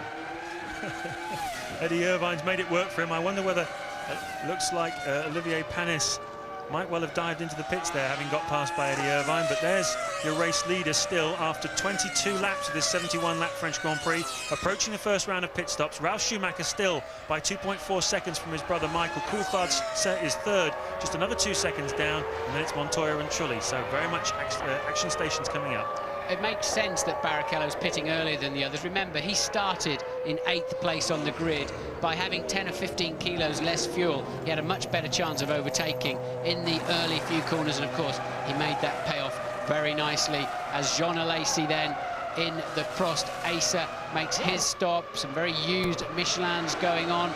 8.4 seconds. I don't know why they keep cutting away to the pit wall when they're doing that. It'd be nice to see the cars depart. They were absolutely exasperated in the Prost garage after qualifying yesterday. Apparently Jean Alesi could not get his head into gear at all. It was a French Grand Prix, maybe he was just overexcited, but he was over a second slower than his teammate Luciano Berti. Apparently all his discipline of all these years of racing, he's been in Formula 1 now for 12 years, all went completely out the window, and he completely underperformed yesterday. He just got too emotional. We saw in the build-up to this show just how emotional he can be. Obviously very excited about his work for F1 ITV this week, James. I'd imagine the fact that he was going to be on the telly today, maybe that spoiled his concentration. But Barrichello then, that's a very, very fast lap by him on the fresh tyres. And that's an indication of just how much the fresh tyres are worth, because of course Barrichello will have taken on quite a bit of fuel. That should slow him down, but no, it's speeding him up because the tyres on the lead cars now are beginning to show their age, just as we predicted. We're on the 24th lap. And this is the Williams pit crew getting ready to receive one of their two drivers. They're both contenders in this race. Ralf Schumacher, of course, is leading. Juan Montoya is in 4th place, and it's Ralf Schumacher who comes in, the race leader, on lap 25 to make his first pit stop, bang on schedule. Tidy work so far. Fuel going in. Look at how old those tyres are, Martin. Yeah, they look well tatty, don't they? But clearly they're about to do the job, and that looked like a longish stop to me. That did not do the job. Yes, that's at least 2 seconds longer than it should normally take for a two-stop pit stop, so the window has now been opened for Ferrari. Michael Schumacher, can he get the hammer down? He was just 2.4 seconds behind his brother when his brother made his pit stop that time round. And Ralf certainly seemed to have the fuel hose on for quite a while, but I think the delay there was the right rear tyre. It wasn't all fuel that went in there by any stretch of the imagination. So Michael Schumacher, can he do enough now to get it in the pit stops to take the lead? And the pit stop, I believe, James, will be this lap. Once again, there's an army of Ferrari mechanics in scarlet overalls and scarlet crash helmets underneath our window. Michael Schumacher in Chateau d'Eau. A couple of corners now to the entry of the pit lane. We think he will clearly be in this time, and they're putting brand new tyres on, I can see underneath there, and he'll duck left now, and there he goes. Schumacher then, your current race leader in the pit. Well, he sat his fastest first sector of the entire race at the beginning of this lap. His middle sector wasn't too bad. He was 2 seconds behind his brother when he came in, but after a slow stop for Williams, they lost time. What's going to happen here? A cracking stop by Ferrari. Is this going to be enough for Michael Schumacher to take the race lead? He's going so slowly, it must feel like an eternity down the pit lane. And has he done enough? I believe he will have done enough. I would be very surprised if that's not enough for Michael Schumacher to have got out in front of Ralf. It was a turn a bit second, quicker stop. He had a quick in lap too. And where, yeah, there he is. Yes, he's done it. Ralf Schumacher then now demoted to 2nd place. We think he took on about 74 litres of fuel, so a moderately short middle stint of the race then for Michael Schumacher. Yes, and of course we saw Ralf Schumacher being delayed in the pits, but I don't believe that was all fuel going in. I do believe it was a slight problem with the rear tyre. We'll have to have that checked out, but obviously it'll make a big difference to when they make their second stops. Michael Schumacher, we're expecting to come in around the mid-lap 40s, but here's a man who still has not made his pit stop. David Coulthard, currently in second place, just 1 second behind Michael Schumacher on the racetrack. When he rejoins, he's going to come in at around about 5th place, I think, behind Ralf Schumacher, as Jos Verstappen makes his first stop of the afternoon. So they're all choosing the optimum strategy finally then, and here then is Coulthard. He goes a little bit further down the pit lane to find his crew. Of course, they were second in last year's World Championship, so they're positioned second in the pit lane at every circuit we go to, and they're looking like they're fueling him slightly longer for David Coulthard. I believe he will stay in effectively what is 3rd place, although of course Montoya, your 4th place man previously, has not yet stopped. But of course Coulthard was racing with Michael Schumacher, was only a second shy of him. Is he going to rejoin? Where is Michael Schumacher? Is that Michael Schumacher behind Coulthard? I wonder if it is. I think it is. Do you think so? I think it's more likely to be Barrichello. He's been lapping quickly. So there's Ralf going through your picture, and there's Coulthard shaping up to pass the Minardi. But I think Barrichello, remember, he pitted early, put in those very fast laps, and it's helped his race enormously. Yeah, Coulthard must have lost a little time, though, as well, Martin, I think, because he was only a second behind Michael Schumacher when he dived in for that stop. So that's Rubens Barrichello down in 5th place. Coulthard then drops down just in front of him. Montoya has not yet stopped. How much fuel has this man got on board? That's the $10 million question. Of course, he's using the harder of the Michelin tyres. And Juan Montoya now in the box seats as far as this Grand Prix is concerned. All eyes at Michelin will be very much on him, of course. This is their first home Grand Prix since their return to Formula One after a long absence. Their first pole position this weekend with Ralf Schumacher, and is Juan Montoya going to get his first Grand Prix victory this weekend as well? Well, I tell you something, James, if he's won stopping, he's won the race, because he's been able to match the early runners, and we know he's got the harder tyres on. If he did, and I'd be amazed if he did, because he should not be going that quickly, given the fuel load necessary to do that. But Montoya then marching on his way, lap 28 of this Grand Prix, and last time around he had a 9-second advantage over Michael Schumacher. As Eddie Irvine comes into the pits, this is lap 28 now, quite a late stop for a two-stopper, but certainly Juan Montoya, after qualifying yesterday, I mentioned he was feeling very bullish, and he did say that he felt there was a possibility of taking a few risks this afternoon. He said, I feel I might do something different in the race tomorrow, certainly something very different from Ralf. It looks at the moment as though he's gone that way. He made a different choice on tyres. Has the strategy played out for Juan Montoya? Mind you, he was a second slower than Michael Schumacher last time around. So right now, then, it's Michael that's making the moves on the racetrack. Michael was very, very fast. A 1:16.2, well over a second quicker than anybody else. Although, of course, some of the key players are in traffic, as indeed Montoya then. So what will the gap be this time around? It was 8.7. It's now 8.1. So another 0.6 of a second eked out of that lead by Michael Schumacher. So Montoya leading then after 28 laps, 8.1 seconds, as you've just seen the gap between himself and Michael Schumacher in second place. Ralf Schumacher in the second of the two Williamses is third, with David Coulthard fourth, 16 seconds behind the race leader, but just 8 seconds behind Michael Schumacher. And then we've got Rubens Barrichello, another couple of seconds behind Coulthard. Irvine coming into play, although he's just made his pit stop, so I'm sure when the computer shakes out he'll drop down a little bit. In fact, he does. Jarno Trulli now appearing in 6th place. We haven't seen him come in for this. He must have made a pit stop actually, because he's now dropped down to a full 20 seconds behind Rubens Barrichello. So quite a lot of margins, in fact, opening up in those pit stops. You can see the variable ability of the pit crews and the timing of the in-laps and the out-laps. We had the top 5 separated by just 10 seconds before the pit stops. Now they're separated by 18 seconds. Yes, and we have seen Ross Brawn play this shorter middle stint to great effect many times, assuming I'm right on that. But, of course, the fuel flows in at about 12 litres per second, 8 kilos per second, and that's how we know roughly how much they put in. But I agree with you. I think Ralph's stop was lengthened because of a slight delay on one of the wheels rather than having put in that much fuel. And Kevin Piper is down at the Williams pit. Yeah, not sure how much I can tell you other than, hold it, in fact I think it's right to say that Montoya could be coming in this lap, or could be coming in within the next couple of laps. I was going to speculate that he could be on a one-stopper on the back of some information I've been given, but all they're saying now is that Ralf Schumacher's stop was on schedule, and it looks as if Montoya is on his way here now. We're watching Michael Schumacher at this time, and hopefully if Montoya does pit, we will pick that up. It's down then at the Nürburgring chicane. Michael Schumacher has pulled the lead back now to 6.6 seconds behind this man, Montoya.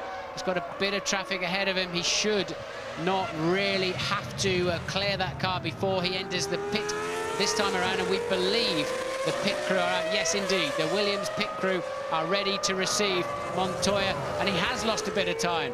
The Prost then making a bit of a fuss about letting him through, so Montoya into the pit lane. The team will be very ready for him. Out of the lead, into the pits. So the telltale thing now is how long the fuel hose goes on for. Juan Montoya, the race leader, comes in. The fuel hose is on now. The stopwatch is running. If it's anything more than about 9 or 10 seconds, he could well be fueling it to go to the finish. It's not. He's going a two-stop strategy. So that means that Michael Schumacher leads the race. From Ralf Schumacher, David Coulthard is third. Rubens Barrichello as well is in the mix. Where's Montoya going to rejoin into the mix? As Juan Montoya took on just under 90 litres of fuel, and that'll take him deep into the early lap 50s, I would imagine, which will make him again the last stopper. And so a very interesting cat and mouse afternoon here tactically, and you're looking there at Michael Schumacher, the new race leader, after Juan Montoya made his stop there. And Ralf Schumacher not far behind him, 6.8 seconds behind him though, so it's played out quite nicely for Michael Schumacher. He managed to get ahead of his brother. As you look at this timing wall there, Ferrari, Jean Todt on the right, the sporting director, and Ross Brawn on the left. It's played out very nicely, this, for Michael Schumacher, hasn't it, Martin? It has indeed, but the real race at the moment is Coulthard has closed down to Ralf Schumacher by just 1.2 seconds, and we believe there's a 10-second stop-and-go penalty for Coulthard for pit lane speeding. We think David Coulthard's about to get a stop-and-go. What a disaster that is. Michael Schumacher moves into the lead, and a 10-pointer. Coulthard at least is on 4 in third at this time, and he is now going to get a stop-and-go. The margin, of course, already between them in the World Championship is 24 points. So another solid 10 out of 10 for Michael Schumacher this afternoon. And null point for Coulthard will pretty much put another nail in the coffin of Coulthard's championship hopes. Although we still, of course, and there's the confirmation, we still have plenty of races left in this World Championship yet. Another 7 races. And, well, a very forlorn McLaren pit crew now coming out to get the stopwatch ready to time David Coulthard's stop and go, because, of course, the team have to do it themselves, don't they, Martin? Yes, they do. He will stop at his own garage, and they cannot touch the car. He has to be stationary for at least 10 seconds. And, well, that's the second consecutive Sunday a good race has been spoiled by necessary penalties, I'm afraid. I mean, you can't even stop and talk to the policeman and try and talk your way out of that and pretend you're on your way to your wife having a baby or something, can you? You're nicked and that's it. You've got to come in, argue about it later with the judge. Well, one member of our team, of course, this weekend has already had a run-in with the constabulary on the speeding offence. David Coulthard is just going to be having to come in and make his 10-second stop-and-go penalty. Here he is diving into the pit lane, was in third place. This is going to drop him down, I imagine, to about 6th or 7th place, possibly behind Jarno Trulli. A disaster for David Coulthard. Trulli's about 34 seconds behind the 6th place man. This will definitely put Coulthard, though, down into 5th place. And did you see Barrichello was only 2 seconds behind him anyway. Barrichello having a tidy middle part of this Grand Prix as Coulthard rejoins. And once again, Bertie clumsily letting people past him. Yes, Bertie down in 12th place. Not a bad run for him, but he's already been lapped. We've lapped everybody now up to 11th place. The next man to be lapped will be Olivier Panis, and the man who will be doing it will be this man here, Michael Schumacher, currently leading the World Championship and currently leading the French Grand Prix, already 4 times winner here. He's 7.7 seconds clear of his brother Ralf. Rubens Barrichello in 3rd place, Coulthard 4th, Montoya 5th, Jarno Trulli 6th. Heidfeld and Frentzen having a great battle in 7th place. Then it's Irvine in the Jaguar 9th, and Kimi Räikkönen still going strongly in 10th place in the Sauber.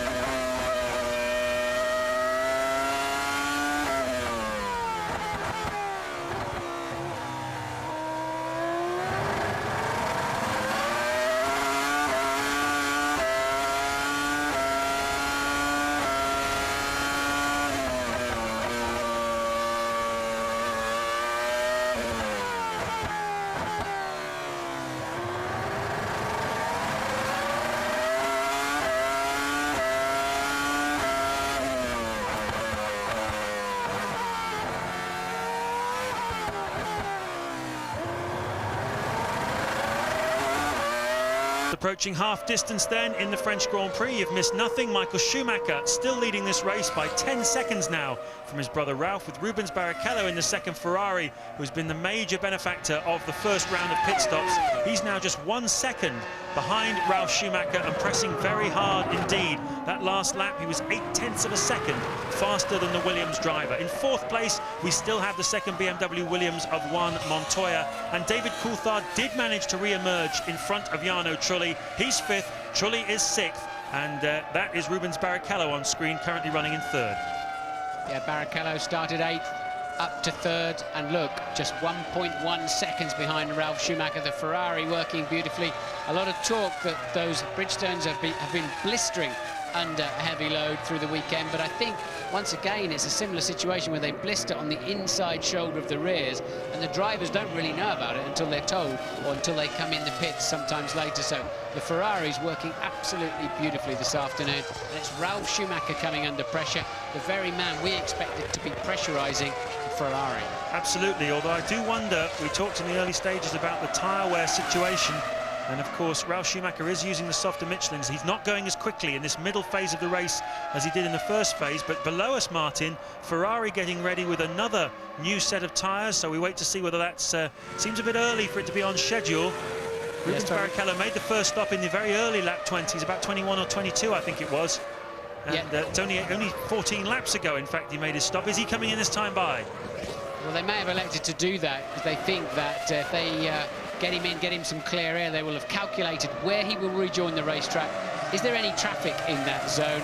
Is that the way to springboard past Ralf Schumacher? Remember, last time they gave him fresh tyres, he went out and did a 1:16.1, a new lap record, and that could well get him up into second place. So I think smart thinking there by the Ferrari team. Very interesting tactics. Not seen anything like that for a long, long time. We're waiting to see where exactly Rubens Barrichello is going to rejoin, but of course they're taking advantage of this big gap there is in performance between the top three teams and everybody else, Martin.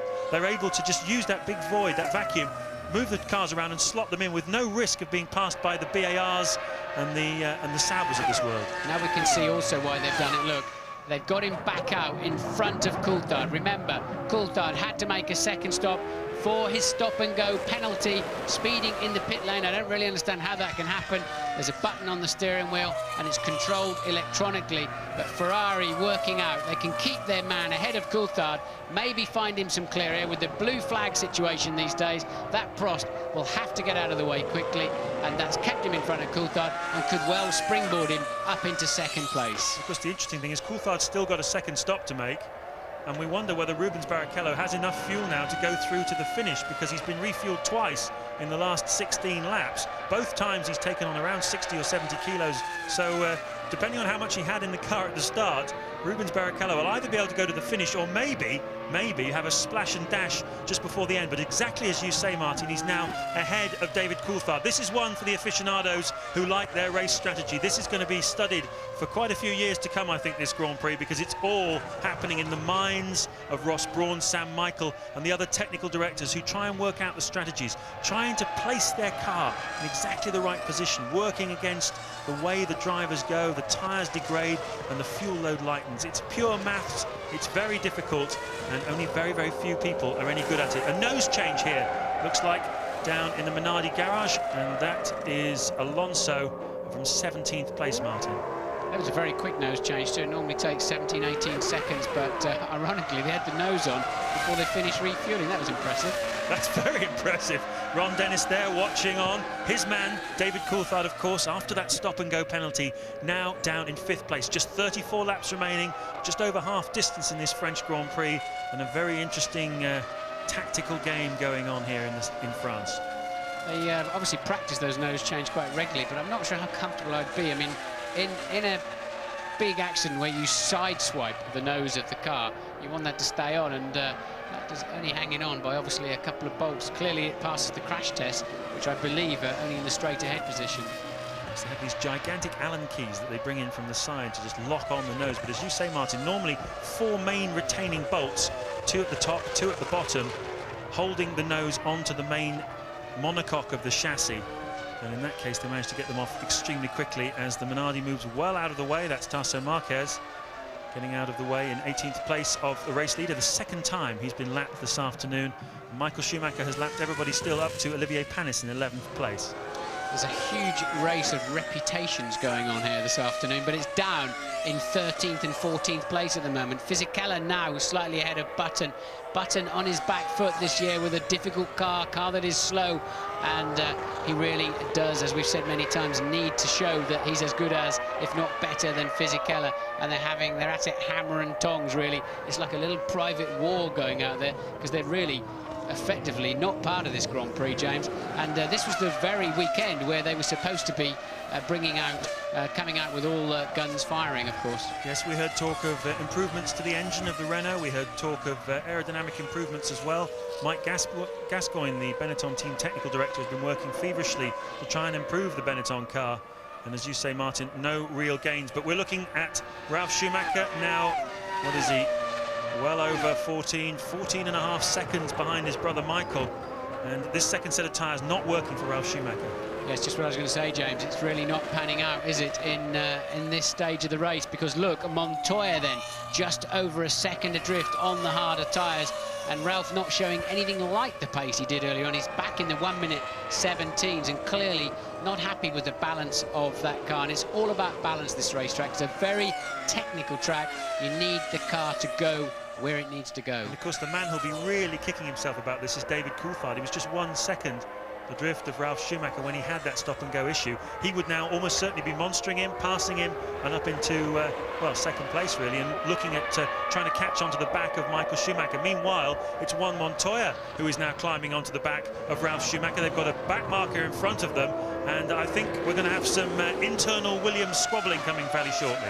And unless Barrichello does have to have a splash and dash later on, it is working out very nicely for him, quietly back there in 4th place, lapping about a second a lap faster than the Williams consistently, and that, as we said, is going to springboard him up into 2nd place. He's currently lapping same speed as the race leader and teammate Michael Schumacher, and Ralf then will easily clear that back marker under braking, and he doesn't do so, does he? Look, he's not happy. That's Bertie once again sort of making a big job of getting out of the way, but Ralf did not look confident into that hairpin. The situation constantly changing, ever evolving throughout this Grand Prix. We've got another 31 laps to go and a lot of changes no doubt to happen. Ralf Schumacher seems pretty ginger under braking, as you say, Martin. Juan Montoya, though, right behind him. These two BMW Williams drivers, of course, using 2 different types of Michelin tyres. That strategy was decided before qualifying yesterday as we watched Kimi Räikkönen coming in to make his pit stop on lap 41. Getting a nice wipe of the visor. Fuel going in. Yeah, pretty much bang on target for a 2-stop. A bit early for his 2nd stop, but there's the man we've got our eyes on at the moment, Juan Montoya.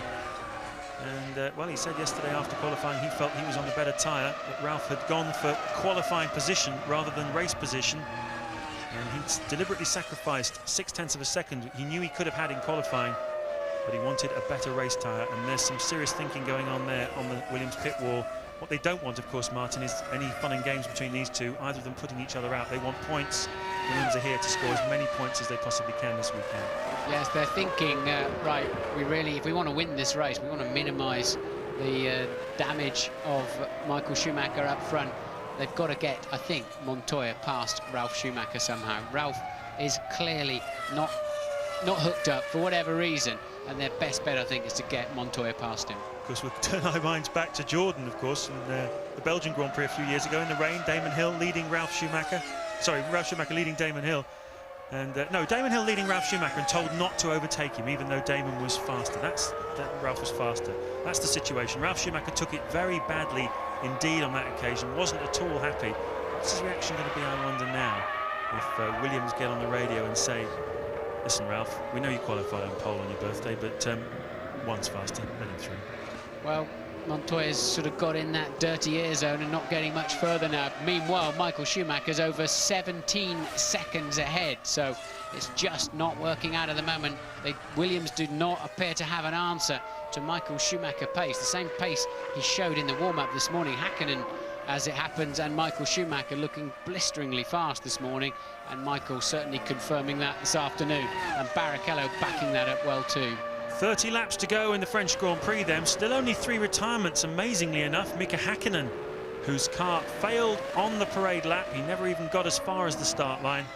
Jacques Villeneuve, who had some kind of electrical failure and pulled off after 12 laps, and Enrique Bernoldi, who pulled off after 23 laps. And here we go, Irvine makes the move finally on Frentzen, and I believe Frentzen should be penalised for that. Frentzen should let him go, otherwise he will get penalised because he saved a position by taking a shortcut. You won't get penalised if you don't take advantage, but by not losing the place, you're taking advantage. And we saw Eddie Irvine gesturing there to the pit wall. You could see he was very unhappy. He believes also that Heinz-Harald Frentzen should move out of the way. Meanwhile, Martin, as we take a look at this first. Yeah, Irvine then getting position into the chicane. Frentzen nowhere to go. He just elected to scream across the no man's land there, and that is cheating. That is not within the regulations. I'll be amazed if he doesn't get some kind of penalty, a stop-and-go penalty for that. What would have been smart there, and yes, he has let him through, look. Just was going to say, what would be smart is to let him through if he wants to avoid that penalty. Yes, this is the battle, of course, for 8th place between Heinz-Harald Frentzen and Eddie Irvine. Here it is from earlier on. Yeah, and Frentzen, look, lifted off the throttle, yielded, did not make a fight of that at all, and I would suspect the team told him to do that. Yeah, smart thinking. Yes, he waves. You can see clear acknowledgement of his mistake. It's cost him a place. It's cost him 8th place, in fact. Meanwhile, the Williams pit crew are out in the pit lane. We understand it might well be for Ralf Schumacher, currently on 2nd place, and this is the 44th lap, so Ralf pretty much bang on target here for a 2-stopper. We saw him earlier on coming in on lap 25. This is going to drop him down probably to about 5th place, I would imagine, 4th or 5th place, and Juan Montoya is the one who's going to benefit from it. He's going to move up into 2nd place, and of course we're still not quite sure how much fuel Montoya's got on board. Well, the big story then that we can look for at the moment is, will Barrichello and Coulthard end up in front of those 2 Williams? And it's Montoya that goes through, and it is Ralf who comes into the pit lane, Kevin Pfeiffer. Yes, and the other big story, is it going to be Ralf being told to defer to Montoya, or are they going to let them just go out and do their own thing? Patrick Head and Sir Frank Williams were locked in conversation just moments ago before this pit stop, and Ralf makes a quick exit, but it's going to be interesting because fairly shortly we should know who's going to come out on top in the battle here at Williams. But I think the damage is already done, Kevin, because Michael Schumacher 20 seconds in the lead last time around, and we're expecting a Ferrari in this time too, and it must be for Michael Schumacher. We saw Barrichello pitting a few laps ago, so Michael Schumacher then in this time around, we believe. Yes, and he's only 19.9 seconds ahead of Montoya, and that's not going to be enough for him to rejoin in front of the Colombian. So Montoya will again lead the race, I believe, after this pit stop. Michael Schumacher dives in. He needs to make this as quick as he possibly can. No pit lane speeding, of course, for him. They'll have warned him of what happened to Coulthard. No one wants to make that same mistake as David Coulthard made. New tyres going on, brand new tyres. So far, so good. And this is where it pays off for Michael Schumacher when he does not do that extra run in qualifying. He saves new tyres from the Friday morning, for the Saturday morning, as the regulations now work out, through to, it wasn't a particularly good stop, James, was it? Montoya, I believe, will take the lead again, and he does so. Montoya then flashes through the foreground, but he's got to stop again. Michael Schumacher has not got to stop again. Indeed he has. We thought Montoya might be trying a one-stopper, but as it turned out, he stopped very late, of course, but he did put a normal amount of fuel into the car. So it's all to play for here at Magny-Cours. Montoya leading, Michael Schumacher in 2nd place, Rubens Barrichello holding on in 3rd place. David Coulthard, after that stop-and-go penalty, is 4th, Ralf Schumacher 5th, Jarno Trulli still 6th, where he's been pretty much throughout the entire afternoon. And it's been a while now, 4 races since Jordan have scored any points. And they'll be very happy if Jarno Trulli can come in 6th place. Eddie Irvine going fantastically well today in 7th place, made his way up from 12th. A real tigerish day for the Jaguar driver. A little lock-up there, though, Martin, from Montoya.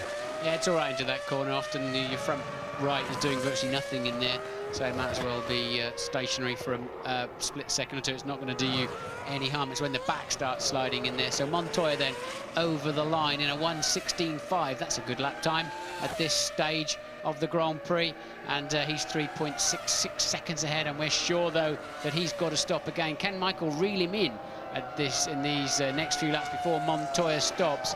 But as you said, Jarno Trulli, 6th place man. He's the next target of the flying Eddie Irvine, who's 16 seconds down the road. So Irvine then with a sniff of a World Championship point yet again for the Jaguar team. Yes, already had a podium, of course, in the Monaco Grand Prix, Eddie Irvine, but looking for some more points here this afternoon. So Montoya going to make a stop in the not too distant future. He's leading by 3.6 seconds from Michael Schumacher. Then it's Barrichello 3rd, Coulthard 4th, Ralf Schumacher 5th, Jarno Trulli still 6th. And the final parts of this race, as we work on lap 47 out of 71, still to look forward to.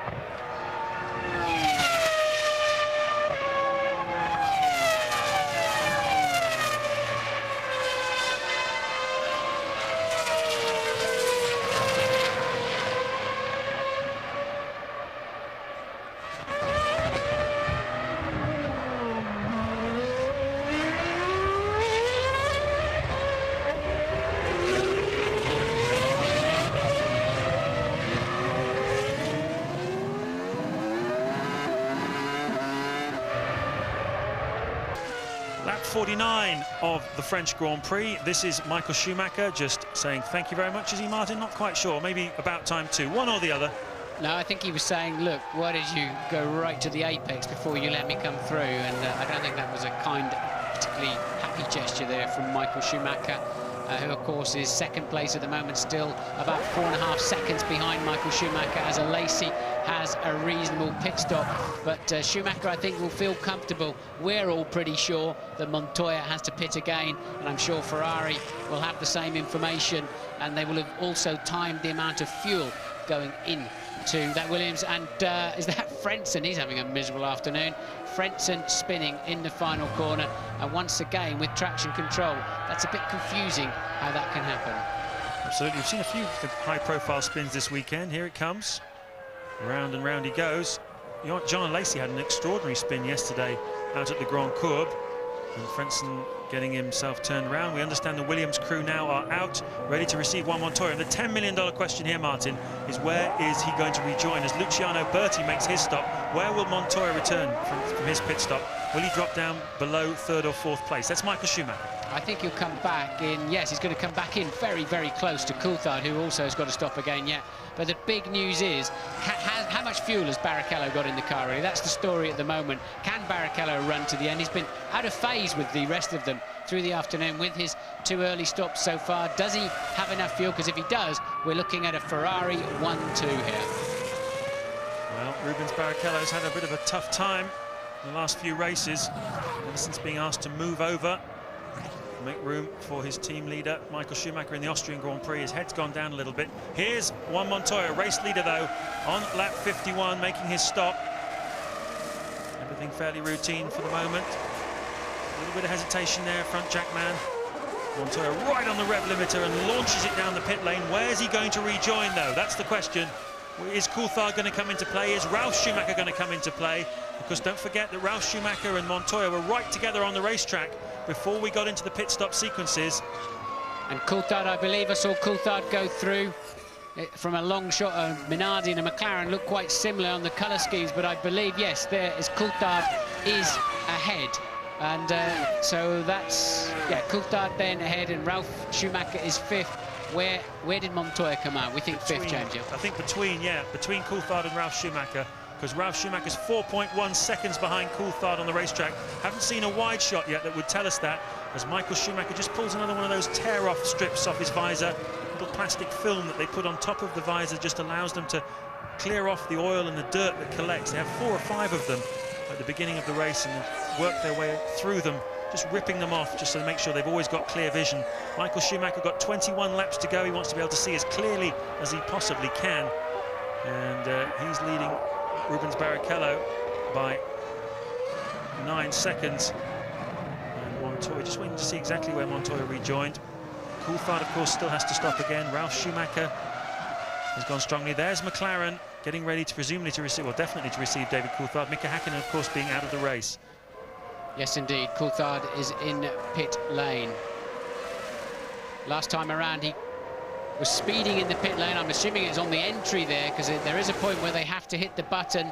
I can't understand how otherwise it could have been. He could have been caught for speeding, unless he just released the button a little bit too early at the end, or the software did not maintain the speed that it needs, but I suspect it would have been on the way in. And then Coulthard joining right behind Irvine, and Irvine is yet to stop again, but that's certainly Coulthard needs to clear quite quickly that Jaguar, unless otherwise he's going to be heavily compromised. I think Coulthard will be having a big stab up the inside here, and Irvine then going way too deep on the brakes. So I think it's De La Rosa, actually. I think it's Pedro De La Rosa in 19th place, because Eddie Irvine must be right at the other side of the racetrack from him. I think that might well be Pedro De La Rosa, still tooling around in 19th place.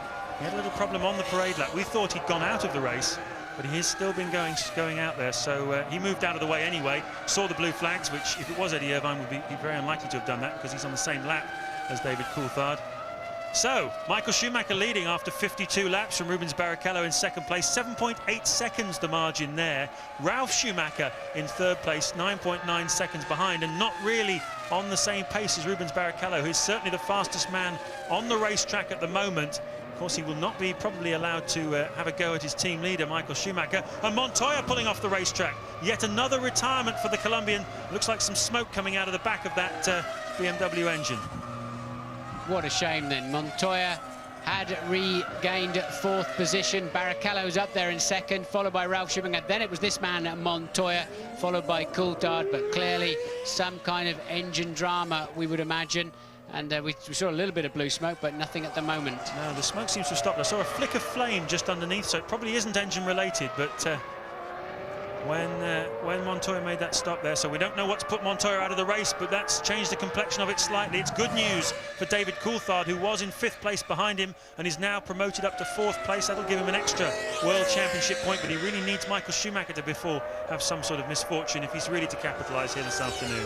According to information I'm getting up from the pit lane, we're saying the big question is, has Barrichello got to stop again? From the pit lane, we're hearing he has got to stop. So maybe that second place of his is still under pressure at the moment. So, as you said, good news for Coulthard and good news for Ralf Schumacher too, if that is the case. Yes, Ralf Schumacher will move up into second place. He's only 11 seconds behind Rubens Barrichello, but David Coulthard responding as Juan Montoya waves to the crowd. Very disappointed, I would imagine. He's led this race twice this afternoon. He's had a good weekend. Once again, acquitted himself very well indeed, Juan Montoya. Worked methodically with his team. Had some warnings from the Williams team not to be too aggressive. Got himself into fights with Jacques Villeneuve and various other people. They've said, take it easy, Juan. And since then, he's been very mature last 2 Grand Prix. No doubt about it. Solid drives from Montoya. Coulthard then getting a sniff of yet another podium this year. He's heard about Montoya, he's seen the Montoya incident, and he will also be getting information about Barrichello's situation. And Coulthard with a new lap record of a 1:16.008, and the Ferrari mechanics underneath it are ready for, we are sure, Barrichello for what will be his third stop of the afternoon. How is it going to shake out? It's going to be very close between Barrichello, Ralf Schumacher, and a little bit further down the road, though, David Coulthard. It takes 21 seconds to make a pit stop to come in and get back out again. Here is Rubens Barrichello. He was, well, he's probably going to be passed by Ralf Schumacher, but can he get out in front of David Coulthard? That's the big question. A fantastic stop by the Ferrari mechanics, 7.7 seconds. Lots of action and life, as you can see in the pit lane. Where is David Coulthard? As Juan Montoya watches Barrichello rejoining, where is David Coulthard? It's a great TV shot, isn't it? One driver walking back to the pits as one of his main rivals streams out alongside him back onto the racetrack to complete the afternoon, and that's the 8th non-finish of the season for Montoya, and Barrichello does indeed keep third place, it would seem, at the moment, according to your screen. I think we saw Coulthard behind him. Yeah, I think that's David Coulthard. There he is in the back of the picture. So Barrichello and Ferrari have gone very well indeed this afternoon. If you think about it, Martin, they qualified in 8th place with this car, and he's now 3rd. Coulthard qualified 4th and is now 4th. Yes, but of course Coulthard with the stop-and-go penalty pretty much ruined his afternoon. But no doubt about it, Barrichello has made his 3-stopper work. He's made it work well. He used the light load at the beginning of the race, gained some places, charged when he had to charge, and making the best of Coulthard's misfortune.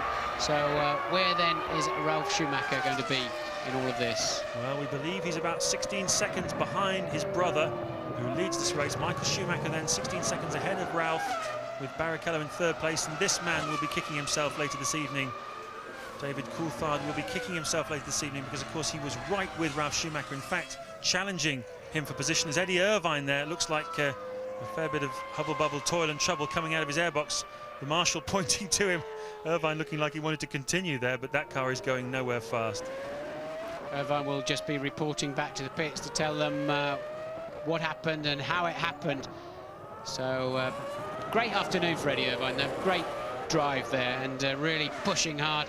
And now you see the beginning of those engine problems as the pistons are meeting up with the valves, and all of the other bits and pieces start getting mixed in. The oil and water comes together, and then you see coming up through the trumpets and the airbox will be some flame as well for good measure, and that is the end of a very expensive engine. Still never seen a blow-up quite as spectacular as the one you had there on the start line at Silverstone, with that Peugeot in the back of your McLaren, where the whole thing literally grenaded itself to bits. Yeah, nearly barbecued everybody behind me, but no such problem there for anybody behind Eddie Irvine. But Barrichello has David Coulthard behind him. The gap 2.2 seconds last time around, and does Coulthard ever need those critical points? The World Championship is not looking strong this afternoon. Michael Schumacher sitting on 10 precious World Championship points at the moment, and Coulthard just on 3 at this time, so it's looking difficult, James. Yes, it'll be a 32-point margin if it were to end this way. Coulthard needs every point he can get. He'll be desperate to get himself up into, well, 3rd place ideally. 2nd place might be possible as well. There's 15 laps to go in this motor race. You're looking at the 2nd place man, Ralf Schumacher, who turned 26 yesterday, started this race on pole position, hoping for a victory. At the moment, a victory seems unlikely. I think the story from him, when we speak to him after the race, will be that the tyres just let him down slightly at the end. And Luis Goodman is with his teammate Juan Montoya. Oh, Juan Montoya, bad luck. We saw a little puff of smoke out of the back of the car there. Was it an engine problem? Yeah, it was a bit of an engine problem. A bit disappointed, but that's racing. I'm pretty pleased with the performance of the car in the race, because we did a big sacrifice just to then qualifying, going with the harder tire. I thought we could have had a shot of a pole if we would have been on the sub one, but we thought it was better for the race. I was running 2nd again, and it happened. Well done. Thanks. Yeah, that shows a lot of confidence, James, doesn't it? When you choose a harder tyre, you know you're going to look slower than your teammate. You know you may compromise yourself in qualifying generally, and you need a lot of confidence to say, OK, I'll take that because I believe that is the right way to go. Well, I don't think Juan Montoya has ever lacked confidence. Certainly one of the most self-confident swaggerers I've ever met. in Formula One. And Michael Schumacher leading this race. There's Coulthard. Monstering Rubens Barrichello, though. Barrichello must have run wide in that hairpin.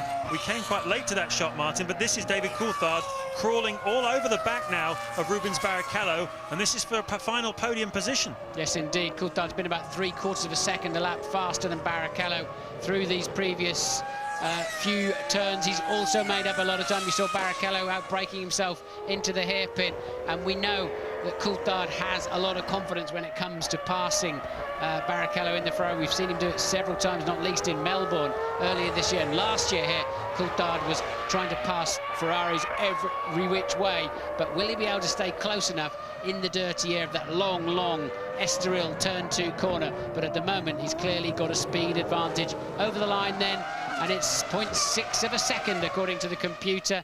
David Coulthard wants yet another podium. Yes, he's very, very hungry indeed. Of course, casting your mind back 12 months, he did in fact pass Rubens Barrichello here.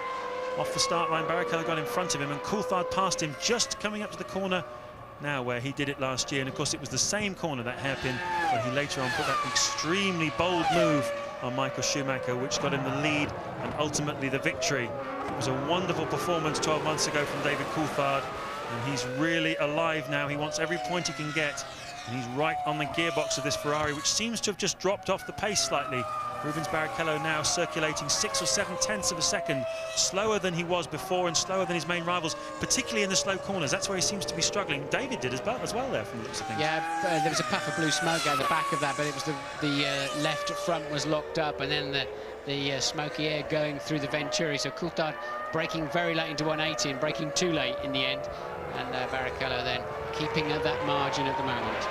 Yes, without the stop-and-go penalty, of course, Coulthard would have been second. He knows that, we know that, you all know that at home as well. What can he do? 12 laps remaining to put the situation right. Well, if this was Speedway, you'd say it was team riding now, wouldn't you? And Barrichello then clearly has got a job to do to keep points away from David Coulthard. But he's got his own job to do as well, because if the race finishes like this, Ralf Schumacher passes Barrichello for 3rd place in the World Drivers' Championship. So Barrichello needing those points for himself too right now. There's an awful lot at stake here this afternoon. We're in the meat of the season, this middle phase of the Formula One Championship, as Coulthard comes very close up behind Rubens Barrichello again. Both of these cars seem to be struggling to get any kind of grip through the slower corners, and it really has been a race that's been eating away at the tyres. What's going to happen in the closing stages? Bridgestone, of course, supplying both of these two drivers. There's Ron Dennis, the boss of the McLaren team. What will he be thinking, do you think, this afternoon? Apart from Martin, obviously, apart from the stop-and-go penalty, Coulthard would clearly have been in 2nd place today. Wasn't really on the pace of Michael Schumacher. No, I think they've been better than they were last weekend. I think they took a bit of satisfaction from that, but he's going to be thinking one car didn't start the race and the other car with a pit lane speed limit. It's trivial stuff, a lot of it. It's not about, you know, a performance issue is one thing and trivial stuff's another. So not a great day for McLaren, but I think they'll take a bit of heart from improved performance, certainly compared to Nürburgring last weekend. Yes, they were 8/10 off the pace in qualifying at Nürburgring last Sunday. This weekend, just 2/10 off the pole. It's a big improvement from the McLaren team, for whom qualifying really has been their Achilles heel so far this season. But that gap now seeming to open out a little bit between Barrichello and Coulthard as they go down the back straight. Yeah, Coulthard is not as fast through that critical turn 2. Look, he's much, much faster under braking, although you do tend to get the yo-yo effect in there, the piano accordion effect, and as the car in front gets on the power earlier, opens the gap back up again.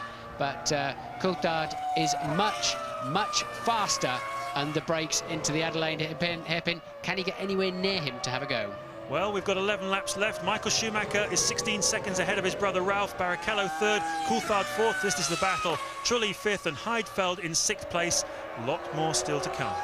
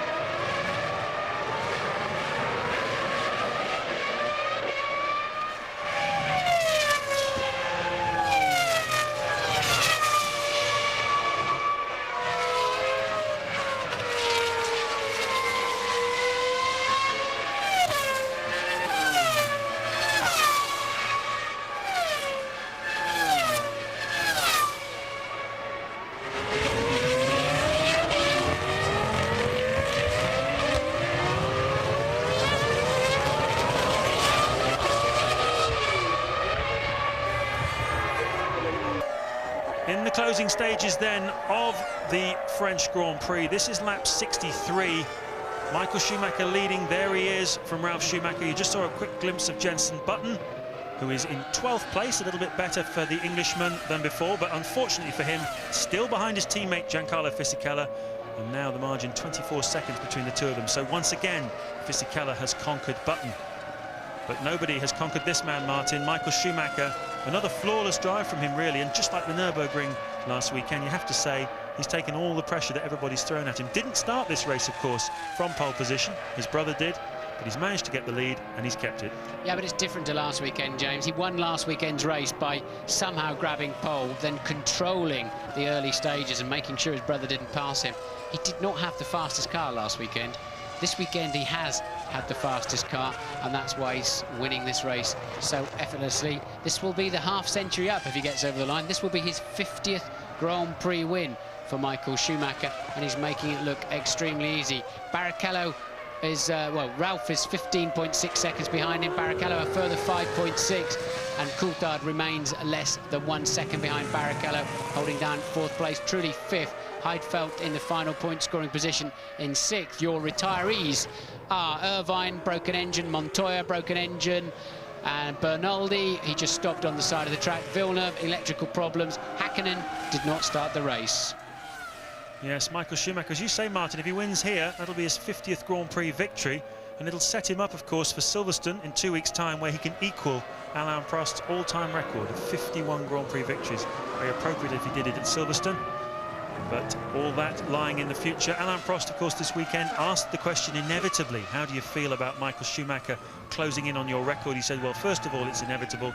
He is one of the all-time greats, if not the best driver, and I'm only too happy for him to pick up the mantle and take on the records.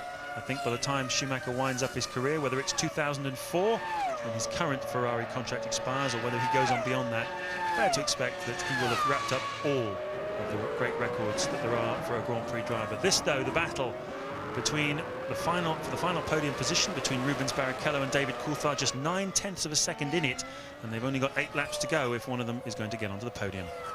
So traffic ahead of them, but the problem with the blue flag situation these days is everybody has to leap out of the way at the first opportunity, and we don't really see lead drivers having to really work the traffic these days. It's a skill that we used to have. Now they just literally spring out of the way at the first opportunity, otherwise they get penalised. And it's a shame in many ways, because for me, negotiating back markers is a main skill of being a Grand Prix driver. But nonetheless, I guess we see some cleaner and clearer races, some true head-to-heads in other respects. I suppose you'd call that progress, because I remember in the days of you and Senna and Mansell and Piquet and all that, almost every race there was talk about back markers not getting out of the way properly. Blue flags had been waved, hadn't been responded to. And nowadays, as you say, they just jump out of the way like frightened jackrabbits. Yes, indeed, but that's the regulations and you can't fight them. But I was just thinking, you know, Coulthard's best chance of getting past Barrichello looks like it's going to be in the back markers. He's simply not fast enough in turn 2 to use his braking advantage into turn 3. In the dirty air that the Ferrari has finished with, and passes on in his direction as they, and look, Coulthard, then they've cleared that back marker now. We've just picked that shot up, unfortunately, and it hasn't quite paid off, but that is where he's going to find his way past Rubens Barrichello for that final podium slot, which what would be his 7th podium of the year. David Coulthard, once again, just locking the inside left slightly. Barrichello under pressure. Yes, it's been a year of strong race performances from David Coulthard. 2 victories, as you say, 7 podiums. Qualifying has been the problem for McLaren. They've not been able to get the car working as well as they might when it's light with fuel on qualifying settings. Ferrari have had the edge, and latterly Williams too have had the edge. But Coulthard has gone very strongly indeed in the races, and now once again monstering Rubens Barrichello for position. And you talk about back markers and David Coulthard, of course, one's mind immediately turns back to Monaco, where he had a nightmare time trying to get past Enrique Bernaldi, held up for over 40 laps by the Arrows driver, and certainly didn't do him any favours on that day. Coulthard seemed reluctant to just jump in behind the back markers, behind the leaders, sorry, as they came through, to try and find a way past. Has he got any response then for Ferrari in the 6 laps that remain, David Coulthard? Coulthard 20.8 seconds then off the leader, and as you said earlier on, that is going to be frustrating for David Coulthard. That stop and go penalty cost him significantly more than that, And of course, Michael Schumacher not under pressure up front at all, not pushing anywhere near his limits. So it's an unrealistic comparison in many respects, but it just shows you, I think, without that stop and go, what a difference it would have made to Coulthard's afternoon, and certainly would have been a really good battle between Ralf Schumacher and David Coulthard, one of which sadly we were robbed. Yes, Coulthard would almost certainly have been in second place now, and perhaps even challenging Michael Schumacher as he was 12 months ago, but it wasn't to be from the start. Michael Schumacher got a great start. Mika Häkkinen, of course, didn't even take the start. All fairly close together, Ralf Schumacher, Michael Schumacher, Montoya and Coulthard in the opening stages. Rubens Barrichello very cleverly brought up into play by the Ferrari tacticians. They three stopped him, ran him light with fuel, and it worked brilliantly. Got Barrichello up from 8th place on the grid into 3rd place on the racetrack. It's been an afternoon of strategy, of tactics. It's been an afternoon of tyre performances. It's been an afternoon of unfortunate penalties for David Coulthard. I have to ask you, Martin, who is your driver of the day? Who's put in the star performance? A difficult one, I would say, to judge. What's your view? Well, Michael's been cruising, hasn't he, and peerless, I think, this afternoon. I thought Montoya did a very solid job today. Montoya was looking strong, and I admire his courage to go a different way. So for me, Montoya's the driver of the day. Also worth a mention, probably Rubens Barrichello, for the way that he stuck to Ross Brawn's strategy. And also, let's not forget, in 5th place and 6th place, we've hardly seen him this afternoon, Trulli and Heidfeld. Trulli, of course, in the Jordan, looking for his first points for 4 races, and Heidfeld, who is currently in front of both BAR and Jordan drivers in the World Championship, which is a great achievement for a Sauber driver. There's Michael Schumacher with just 4 laps to go, Martin. And he's been told on his pit board to drop the revs. In other words, shift gears earlier. Don't look for the little red light to tell you to change gear. Not 400 or 500 RPM off the gear shift points, maybe even 1,000, and that's a huge difference. You know, the mechanical energy going through those engines at best part of 18,000 RPM. Just change gear 1,000 revs earlier, and you take a lot less effort from the engine to do that. But Michael then pretty much easy going for him at the front. And is this another opportunity for David Coulthard to have a stab to get closer to Barrichello? And yes, indeed it is. Barrichello went wide too. We've seen this a few times, haven't we? Coulthard drag racing out of Adelaide hairpin. That time around, it could not work. Barrichello having the wider line, able to get on the power slightly earlier. And, well, Coulthard there with just a sniff of that podium, but it wasn't enough, was it? Absolutely fantastic little bit of action at the end of this Grand Prix. They're going to be squabbling over the final podium position right the way through to the flag. It's going to be a real grandstand finish between these two, both of them struggling clearly to get a lap time out of these very worn and very tired old Bridgestone tyres. And Rubens Barrichello, a slight lapse of concentration, just opened the door there for David Coulthard, and this feisty Scotsman, 30-year-old David Coulthard from Twineholme in Scotland. It's all he needed, just to have a bit of a go. Look how close they are. Wonderful shot there as they both get their pit boards, telling them, as if they needed telling, of how close they are on the racetrack to each other. One of the Benettons is just in front of them, and they're going to have to hurdle that one in the 3 laps remaining. And what's the outcome going to be? You can still see the back of that car just sliding around. They're really struggling for grip. Yeah, they're earning the money out there this afternoon, James. This is a difficult and technical racetrack. The Benetton is in range, but not close enough for a stab under braking for Barrichello to clear it, and so they will have to pick him up maybe down at the 180 corner, somewhere like that, or even towards, let's see, that's Button, of course, he's doing 18.8s. Barrichello and Coulthard doing 17.7s, and the Button clearing out of the way immediately. Does he know that there's 2 cars? Yes, he does know there's 2 cars homing in on him. So Jenson Button taking himself completely out of the equation. And of course, Ferrari will be on the radio to Rubens Barrichello, impressing upon him, as if he needed telling, the importance of keeping Coulthard behind him. This is the difference between keeping Coulthard over 30 points behind Michael Schumacher or under 30 points behind Michael Schumacher. It sounds like a lot with just 7 races left in this World Championship, and it is a lot. Schumacher feeling pretty comfortable at the top, and Ferrari do not want David Coulthard scoring any more points this afternoon than is absolutely necessary. Schumacher just a couple of laps away now from that tantalising 50th Grand Prix victory. Looking down the field, Ralf Schumacher, of course, still second. Barrichello and Coulthard we're seeing here, 3rd and 4th. Jarno Trulli, we've not really mentioned him much, but he's 5th, and Heidfeld is 6th in the Sauber. Kimi Räikkönen, another strong afternoon for him in the second of the two Saubers. He's running in 7th place. Heinz-Harald Frentzen has had all kinds of attentions from all kinds of people, many battles this afternoon, but it's not netted him anything really. He's down in 8th place. Olivier Panis is 9th, and Luciano Berti outperforming his teammate, the very experienced Jean Alesi. Luciano Berti is in 10th place with the two Benettons behind him of Fisichella and Button.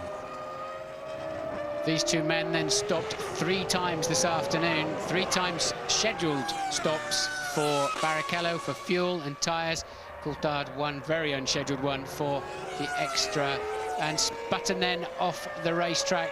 Jenson Button appears to have spun out of the race. I think that's just residual smoke out of the engines there from the fact it's been switched off while it was in doing an awful lot of hard work. So final lap then, Michael Schumacher is on his final tour. I don't see anywhere now that Coulthard's going to have an opportunity to take that 3rd place. And we pick up then leader Michael Schumacher. Yes, he's had a sensational season so far, 5 victories. He's averaging almost 7 points a race. And last year when he won the World Championship, he was averaging 6. So he's already well ahead of his own averages. He's breaking records left, right and centre. This is for his 50th career victory. And Michael Schumacher, where will it all end from him? A wonderful drive, managed to contain the threat from the BMW Williams team, managed to contain the threat also from McLaren, although of course we will wonder forever what would have happened if Coulthard hadn't had that stop-and-go penalty. Perhaps we would have had a repeat of the battle through Château d'Eau for the last time. Down towards the chicane comes Michael Schumacher. It's been a very familiar sight throughout the 2001 Grand Prix season. He's won 10 of the last 14. Michael Schumacher wins the French Grand Prix for Ferrari. Vive la différence. Well done, Michael. His team boss, Jean Todt, of course, will be very pleased. And here's the battle for the final podium place between Rubens Barrichello and David Coulthard. Ralf Schumacher has crossed the line in 2nd place. Barrichello gets 3rd, Coulthard gets 4th. We're waiting then for Jarno Trulli to come through in 5th place. And a great day for Ferrari's team boss, the Frenchman Jean Todt, the man who's done so much really to turn this team around. And he announced this weekend, incidentally, that he plans to retire at the end of 2004. And no one will criticise him for the amount of success that he's brought to Ferrari over the years. A great day for the men in red, Martin. Yes, indeed. And Trulli then will go over the line. He's some 47 seconds behind Coulthard. Goes over the line for 2 World Championship points. And I think Eddie Jordan will be mighty relieved to score some more points in the Jordan team. They've had a rough run recently. Good news for Jordan then. Heidfeld taking another point for the Sauber team. So Ralf then up into 3rd place in the World Championship. We said, didn't we, earlier on in the programme that you can't discount Ralf Schumacher at the moment. Michael pulling away into the lead, but Ralf coming on very, very strong in the second half of the season. Yes, indeed he is. Ralf Schumacher now on 31 World Championship points, just jumping ahead of Rubens Barrichello. There is Jean Todt. Well, there'll certainly be a lot of talk about him tomorrow in the French newspapers. And very, very happy man indeed. Presided over by far the most successful period in the history of the Ferrari Formula One team since he joined, coincidentally, the team back in 1993 at this very Grand Prix. This was his first appearance in the red with the prancing horse on his shirt. And here in Magny-Cours, look how happy he is. You don't see Jean Todt smiling very often, but he's smiling today, getting the congratulations of everybody in his team. So Michael Schumacher then, 78 World Championship points. As the smoke settles over Magny-Cours, a few donuts being turned, I think, by some drivers celebrating. But yes, Jean Alesi giving it the characteristic little bit of the old Valentino Rossi, the motorcycle racer, does something a bit similar to that whenever he wins. Alesi, of course, far from being a winner, down in 12th place, but he doesn't care. As he said earlier in the programme, he doesn't mind what the results are as long as he gives his emotions, and that's what he's doing here this afternoon. The one that confuses me, James, is Della Rosa, who finished 14th. Remember, we saw him parked up on the green flag lap, parked on the side of the road, apparently out of the race. He finished the race in the end. I don't know how he got going again. Just 2 laps down, albeit last but 1. There's confirmation of the result. You can see, in fact, pretty close at the end between Barrichello and Coulthard, but no way through for the Scotsman. And that means, I'm afraid, for David Coulthard that he's now 31 points behind Michael Schumacher, and that's a pretty tall order, isn't it, Martin, with just 7 races remaining in the World Championship? It's very tall. It's not impossible. Of course, there's 70 points max available, but he needs Hakkinen up there helping him. He doesn't need the Williams team up there taking points away, and at the moment he could be using Williams to take points away from Ferrari if he had a faster car, if he was having a better run, but it's the other way around. Michael's able to not only beat the McLaren, he's able to put the Williams between him and those 2 silver cars as well, so Michael looking seriously strong. Yes, the British Grand Prix in 2 weeks' time, of course. Coulthard was 1-2 on the row. He's going to need to win 3 in a row if he's going to get back on terms with this man, Michael Schumacher, and just look at the joy.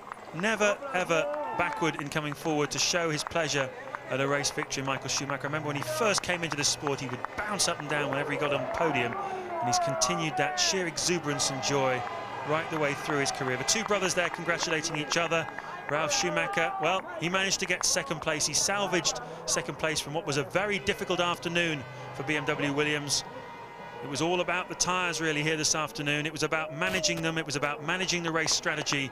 It was about driving the car to the maximum of what it would do at any time during the Grand Prix. And the Ferrari mechanics just celebrating with their 2 drivers as well. Rubens Barrichello looks quite pleased with himself, and you can't blame him because, of course, he did finish 3rd when he started 8th on the grid, and the technical director of Ferrari, Ross Brawn, is talking with Lewis Goodman. He is indeed, James. Well done, Ross. Would you describe that as a classic tactical Ferrari victory? It was pretty good. I mean, the first, and you never know where you are. And when Ralph came in when he did, again like Nürburgring, we knew we had a chance. And we went for a short middle stint to see if we could jump him, and we knew they perhaps only had 1 better set of tyres, which was the first set. So it worked out perfectly. Michael did his normal great job. So and Rubens did a fantastic job as well today. I mean, for a very difficult day yesterday, really he drove a perfect race today. Thanks, Ross. So even Ross Brawn is standing on the start line of these Grand Prix, not absolutely sure what everybody's doing. That's how tight and close it's getting out there, James. It really is a cat and mouse game at the moment. Once again, the Schumacher brothers are king of the castle. And how comfortable is it for Michael Schumacher? He's going to be on the podium, the top step, for the 50th time. To his left will be his brother, and to his right will be his teammate. That's a big comfort zone, isn't it? Absolutely fantastic comfort zone, and nowhere to be seen will be his chief rival for the championship, David Coulthard. He'll be downstairs in the McLaren garage going through what happened with the speeding fine, of course, that he got. Stop-and-go penalty that really ruined his chances of 2nd place here this afternoon. It's all gone according to plan for Michael Schumacher, and although we've seen him on the top step of the podium many times this season, we can't underline enough just how competitive Formula One racing has become this season. Let's not forget that going into today's race, a 2nd separated the top 8 in qualifying. 4 different chassis up there, 2 different tyre makers. We've got plenty more of that to come in the remainder of the 2001 Grand Prix season. Michael Schumacher looking pretty comfortable, though, at the top of the championship. Can David Coulthard mount a challenge at Silverstone, his home race in 2 weeks' time? Everybody trying to get the good news back to Maranello. We have won, they're saying. You're on telly, they're saying. Somebody said, you're on telly. Yes, the church bells, of course, are rung after every victory by the local priest in Maranello, the base where Ferrari come from. There's Jean Todt just celebrating, and the team, as you can see, very, very happy. They've got used to winning now. I remember a time not long ago, Martin, when you were racing against them, when Ferrari had lost the winning way, and they've very much discovered it now, haven't they? I remember lapping a Ferrari at Silverstone in a Ligier. That's how bad it became for them. They really were in the doldrums in the early 90s, and even with Jean Todt and Ross Brawn and co, it took a while to get that flywheel turning again, but right now nobody can stop that flywheel from turning, even Williams with a superb car. Michael Schumacher then very much enjoying what was a solid afternoon's work for him, wasn't it? Certainly was. The German national anthem will be coming up shortly for Michael Schumacher, who is literally on top of the world.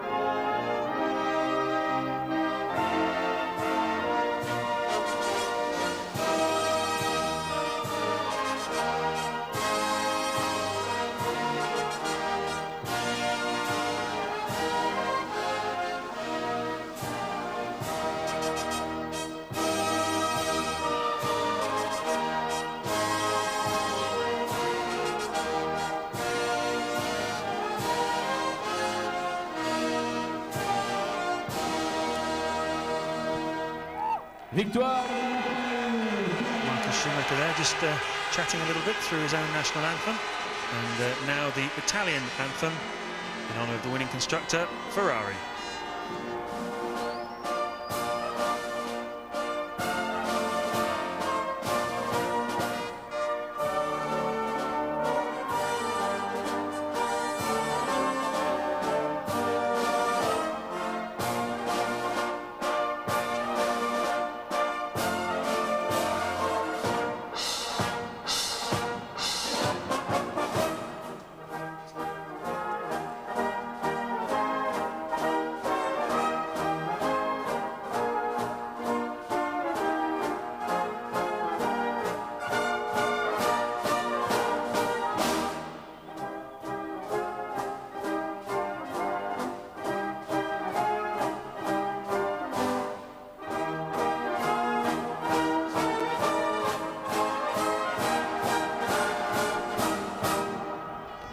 Well, some rather sour-faced critics back in Italy criticising Michael Schumacher whenever he conducts his mechanics, who always love vociferously to sing the Italian national anthem. I think it's a good idea for him to do it, but some people back in Italy find it patronising, so he's stopped.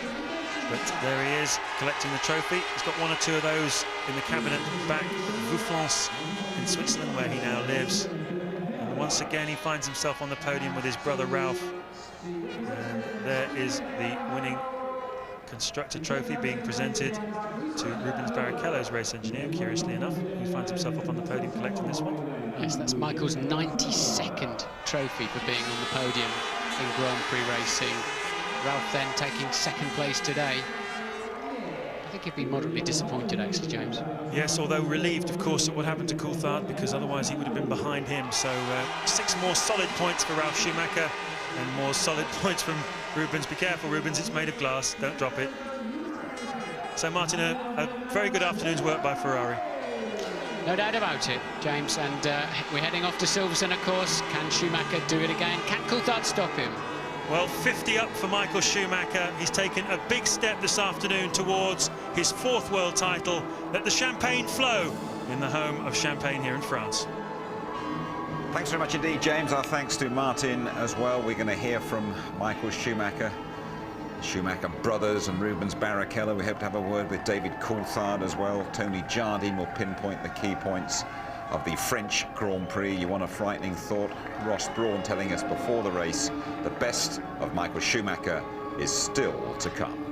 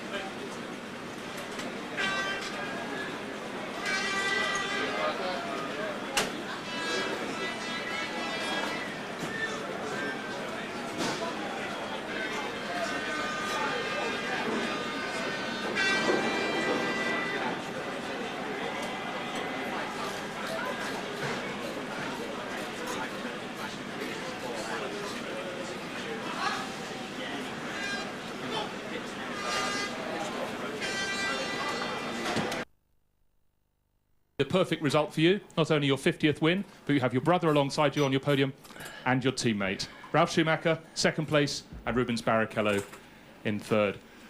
Michael, quite a surprising win, not because you were slow on the track, but before the race, Ross Brawn said to us that you had a clutch problem on the grid. Did it affect you at all?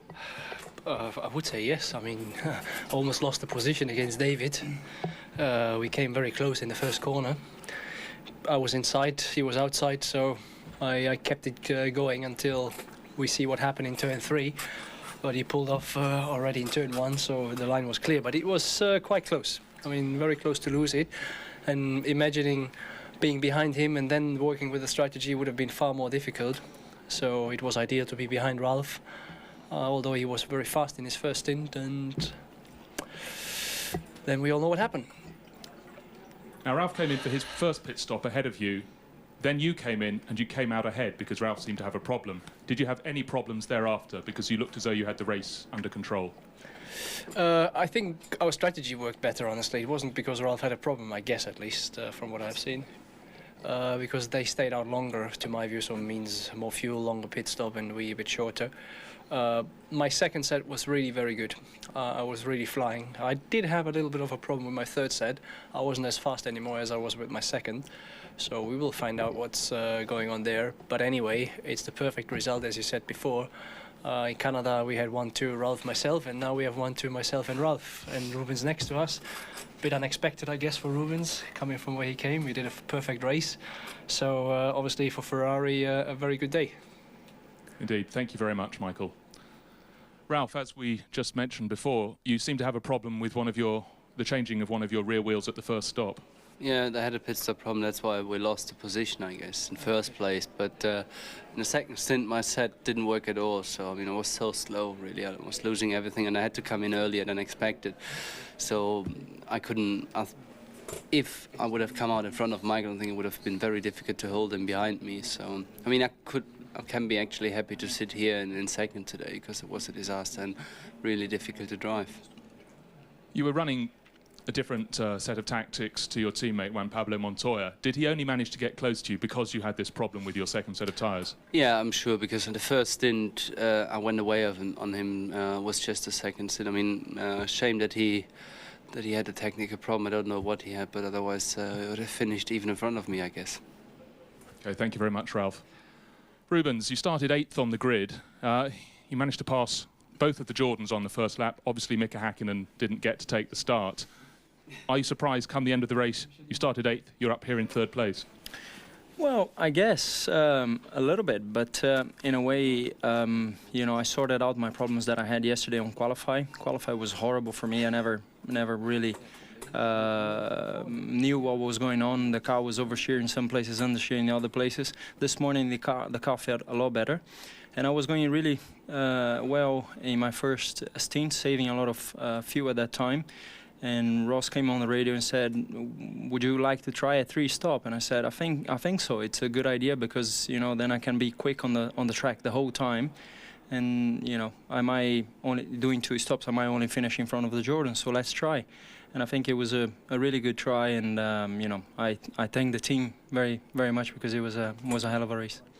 But when Ross Brawn made that decision, had David Coulthard come in for his stop-go penalty, because obviously that must have had an effect, because for the last 15 laps of the race you had to fight incredibly hard with David right behind you.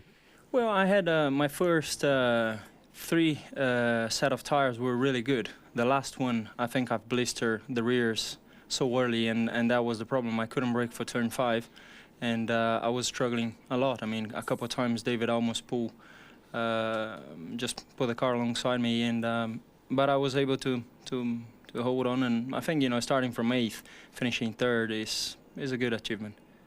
Thank you very much, Rubens. Back to you, Michael. Silverstone, next stop, you have a 31-point advantage. Can you ever start to think about the possibility of winning a 4th World Championship? Unfortunately for you guys, I'm a bit too realistic. And we have seen last year, being thrown out by 2 races behind each other, how quickly things can turn around again. Although, you have to be honest, it's a very comfortable lead we're in now, but it's still 7 races to go, 70 points to give away, so there is no reason to start celebrating before it's done. and until mathematically nothing is secured, I will keep fighting as we have done today. Michael, thank you very much. Now, if you'd like to go in your own languages, starting with Michael, please.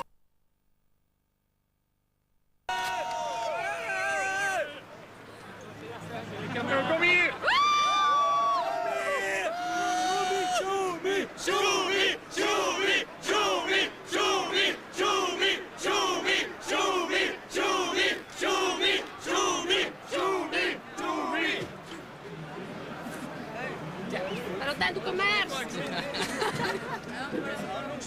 Questi ci mancano alla pelle, non li conosciamo ancora.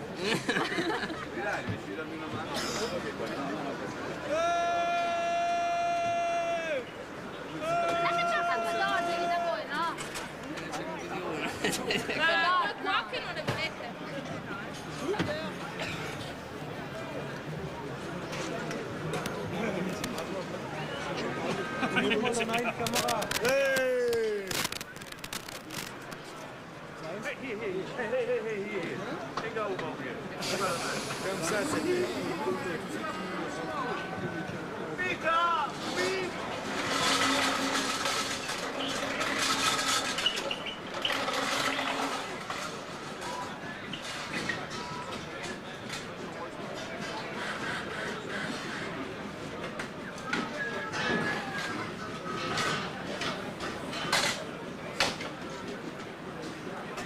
Okay.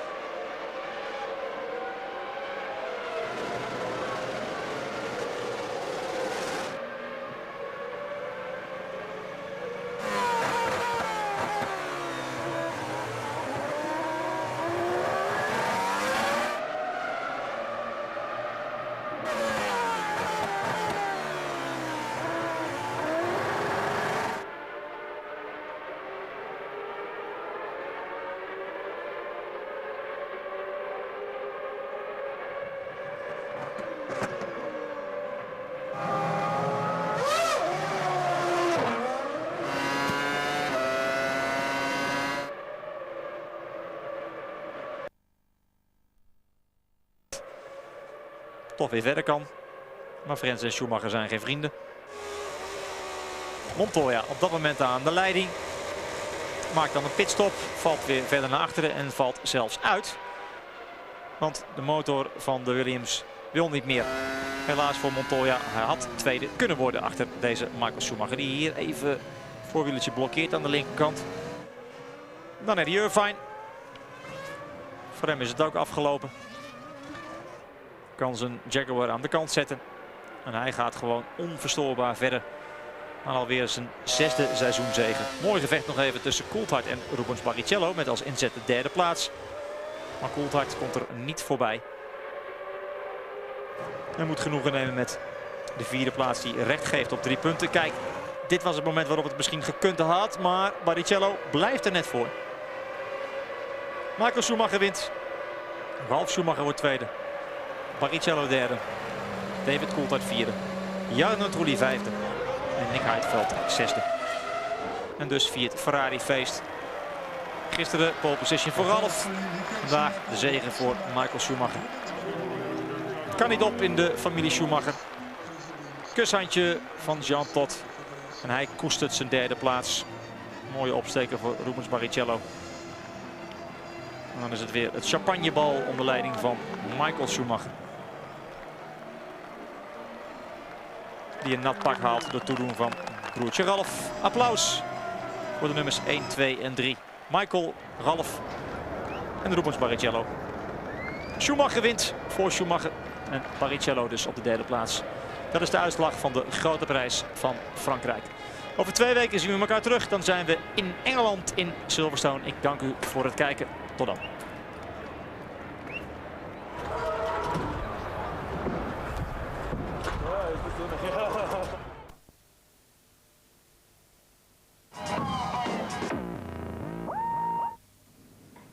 And you're back with us at Manicourt. Let me just confirm the result for you of the French Grand Prix. 10 out of 10. Michael Schumacher, 6 for the pole sitter Ralf Barrichello, second Ferrari driver on the podium. David Coulthard just failing to get up there. Truly getting a couple for Jordan and Nick Heidfeld, another point for Sauber. And 10 rounds gone. And Michael Schumacher now leads David Coulthard by 31 points. Ralf Schumacher a point ahead of Rubens Barrichello now in 3rd place. Montoya is 5th. We can go straight down to Louise Goodman, who's talking to David Coulthard. David, the look on your face kind of says it all. That stop-go penalty cost you dear. Yeah, at the moment I'm not sure whether it was on the way into the pit lane or the way out.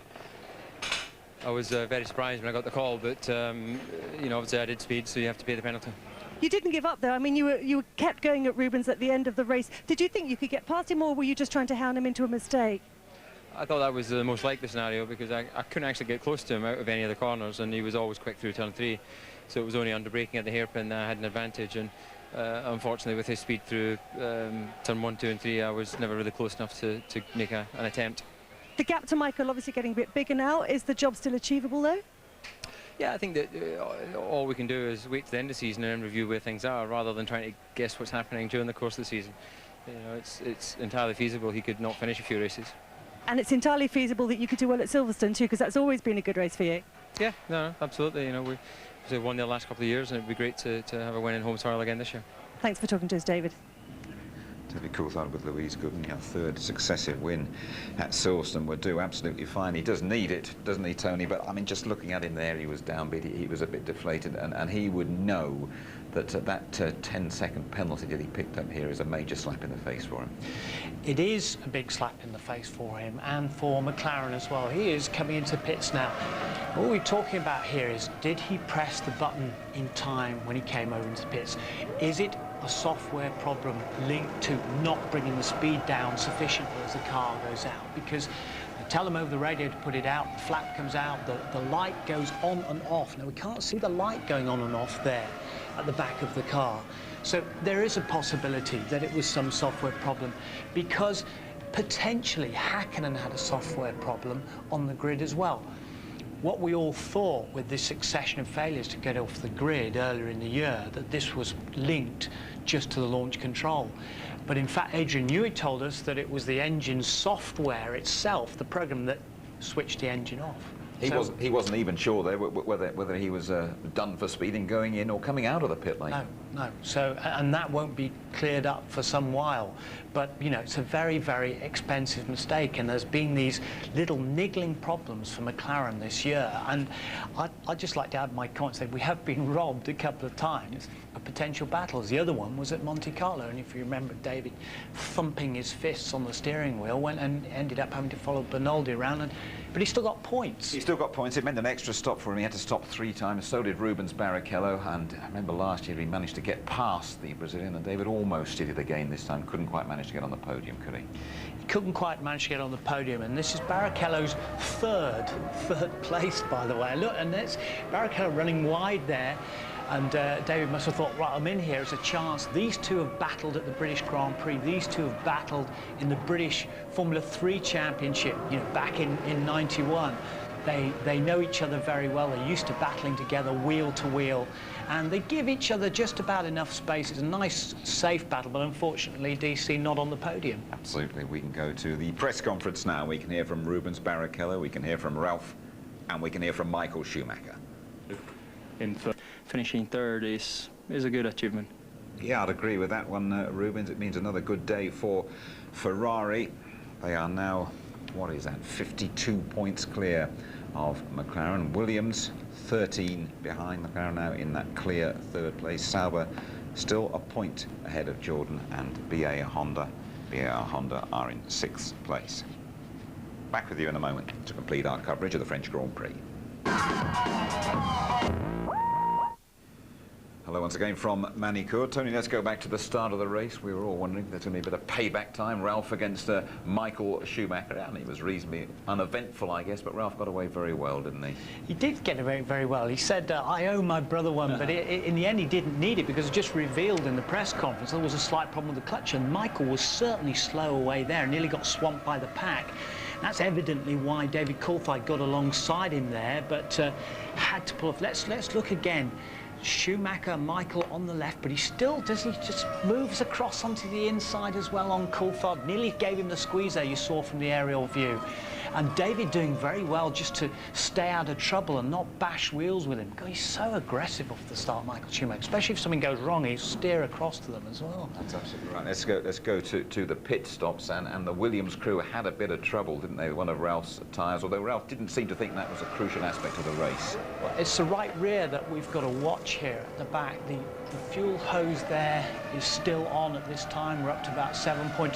The hand is just up. Yeah, it was just a bit slow by about a couple of seconds to the back, but that can be the heat, you know, generated by that particular tyre on that particular corner. And the lap afterwards, in comes Michael, and it's a very short, sharp stop, 7.7, fabulous from Ferrari, and they're so well drilled and well ordered. And he gets out ahead of his brother. And as things stacked up, that really played very, very well into the hands of Ferrari. And we had the master tactician, Ross Brawn, himself up here earlier on. He wasn't giving anything away, but he was quite confident. Ralphie said his tyres didn't work too well after that, and he was quite happy to get that second place. 3 different leaders of the race. We thought it could be Juan Pablo Montoya's day, but another DNF for the Colombian.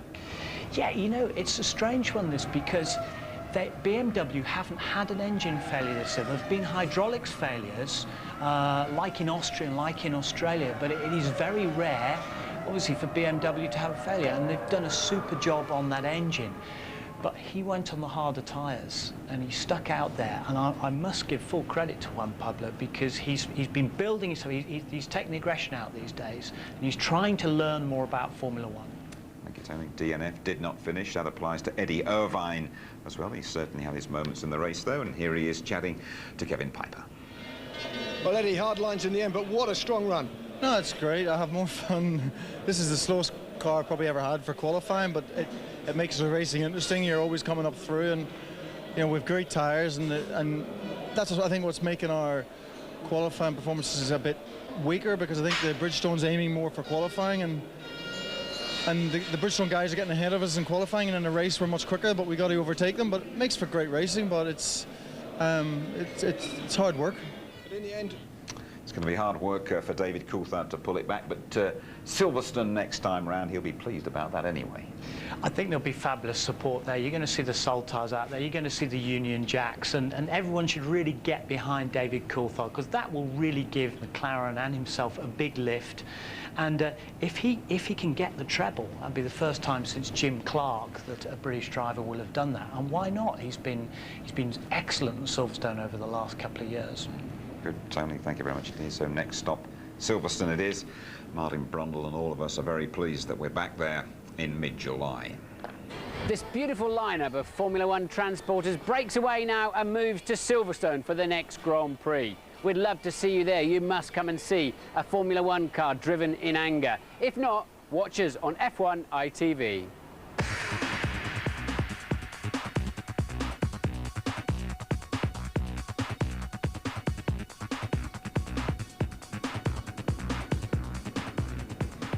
Yep, we're live with qualifying 12:30 on the Saturday. Our race coverage starts at midday on the Sunday. Coulthard going for that hat-trick.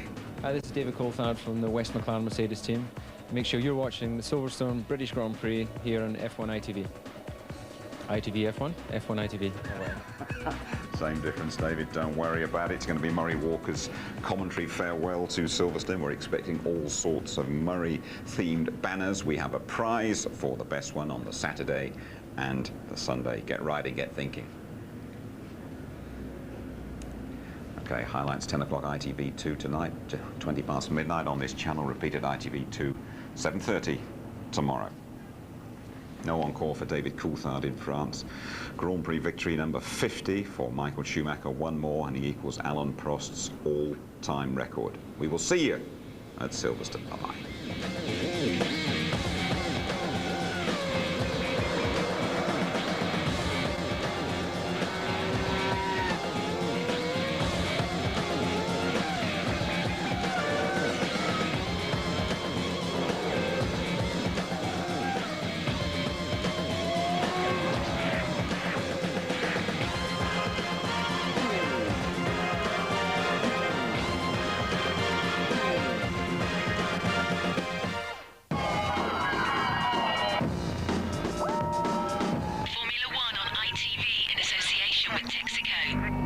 You retire?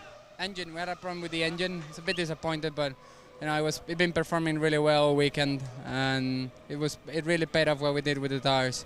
How close have you been to victory? What do you think? It's been getting closer, but you know, when it's time, it'll come. An earlier stop from Ralph could have had been a big help for you. A little bit. I lost a couple of seconds with Ralph there, but you know, it's racing. Thank you. Obviously disappointed, and I have to start with the penalty from your point of view. Well, you're here a little bit quick for us. I don't understand whether it was on the entry to the pit lane or the exit that I was speeding, so I need to have a little look at the data. But obviously the rules are the rules, and if I was above the limit, then you know, we paid a penalty. It doesn't help, but I think you were pretty competitive. Yeah, I think that with track position, we had a good opportunity to try and race to overtake people. It was very difficult, but anyway, it's academic today. We finished 4th. In reality, how big was the step back in the championship? I don't know. We can review that once we see the end of the season, but at this point in the year, no one can judge. Thank you.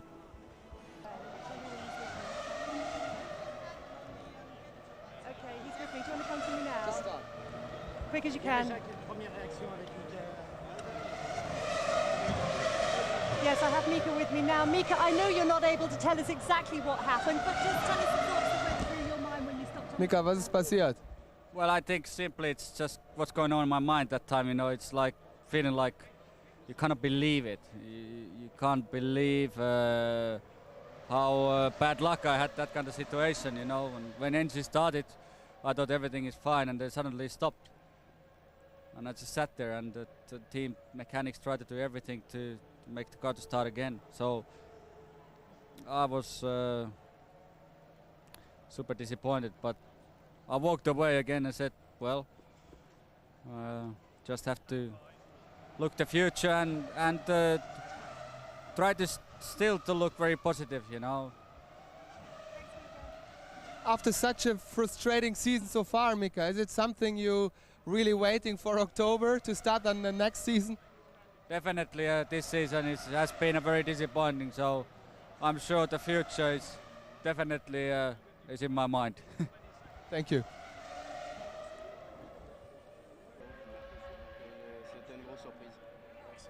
Jack, you look pretty competitive. So what was it today? Yeah, the car was sliding a lot, but was quick, surprisingly.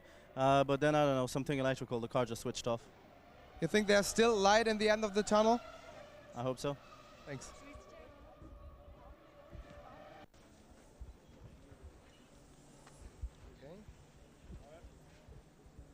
Patrick, at the end, second position, but I think close to victory.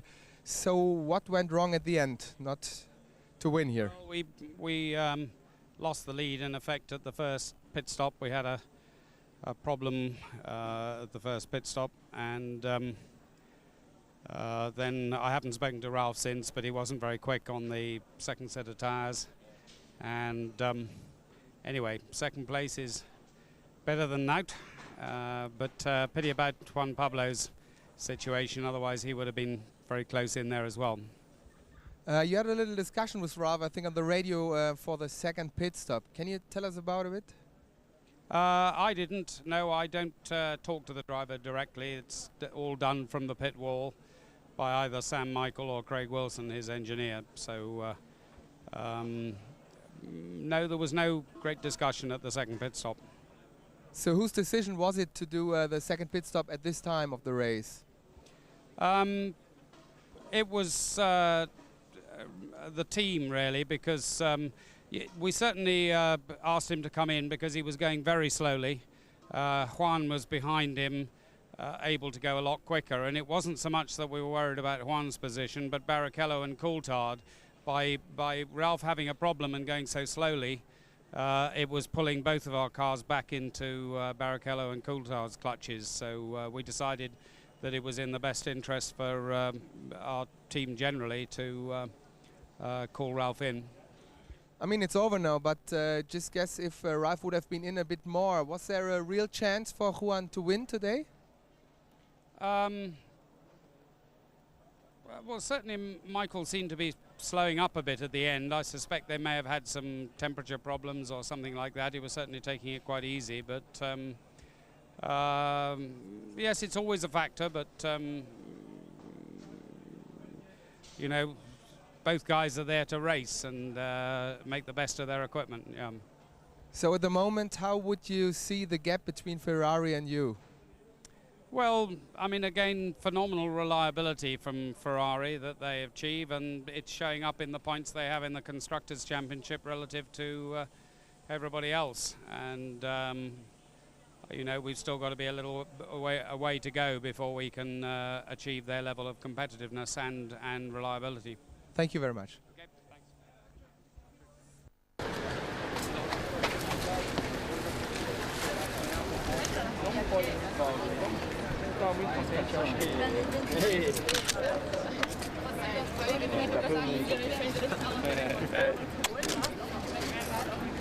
Loro sono più bravi. Come le radio. Einmal Gratulation.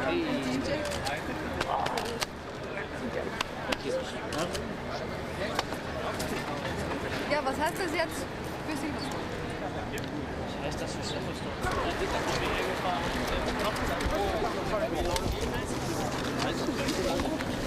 Just a second like that. No, that's the team. Michael, please. Come my son, please. Thank you very much. You are great. Great champion. Nice. Take it easy. Thank you very, very much. Thank you.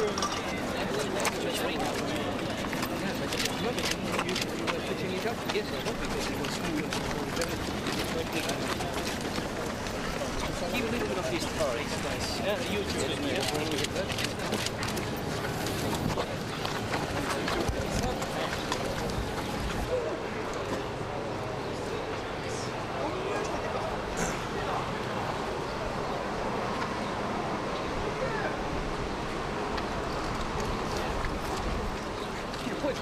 I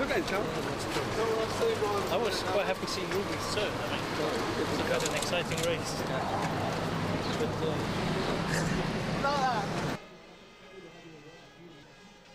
Was it the first quick pit stop? Yes, I mean, that was a crucial one, and we knew Ralph had a very good set of first tyres. We knew their tyres were good when they were scrubbed. We hoped they'd have a good second set, which is what happened. So this middle stint was a crucial stint. Michael knew it, and as always, he did business. Whose decision was it to doing the quick stop? The team's decision. And at the moment when Juan Pablo was holding up by Ralph, was it crucial for you? Yes, I mean, I could see a lot of activity in the Williams pit, so they were obviously trying to decide what to do, but it helped, sure. But I don't think the gap was that significant in the end. Coulthard's penalty, a big step in the championship? Well, it didn't help him, that's for sure. Thanks.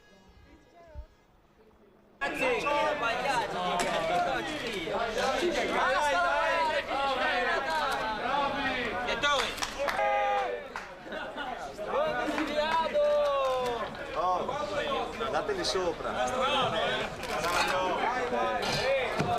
Aveva appena pulito la macchina,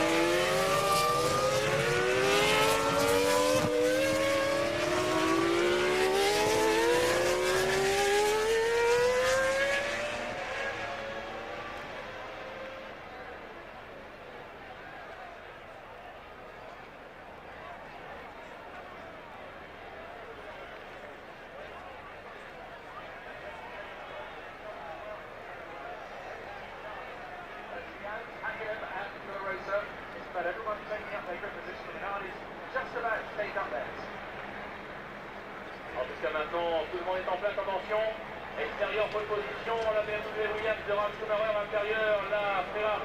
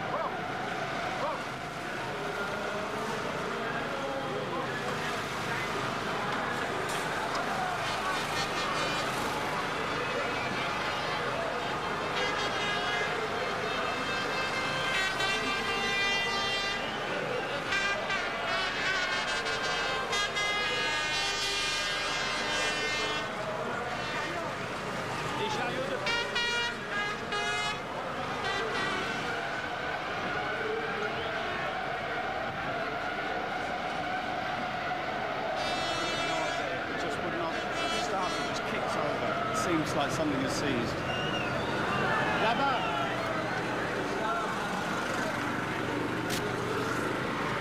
At the start there, what broke on the car? Was it the drive shaft? Really don't know, you know, the team tried to start the car. They were trying to start it, but it just didn't, engine didn't even spin, didn't even roll some reason. Something has broken inside inside somewhere, it didn't start. It's not your year, very bad luck, Mika. Bobby Rahal, it looked as though we'd lost Pedro de la Rosa from the race on the parade lap. Now he's still running. What happened? Just an electrical glitch, apparently, but they recycled the MCU, I think, and it just came back. Everything's fine. Unfortunately, he's a lap down. Thank you. Tough luck.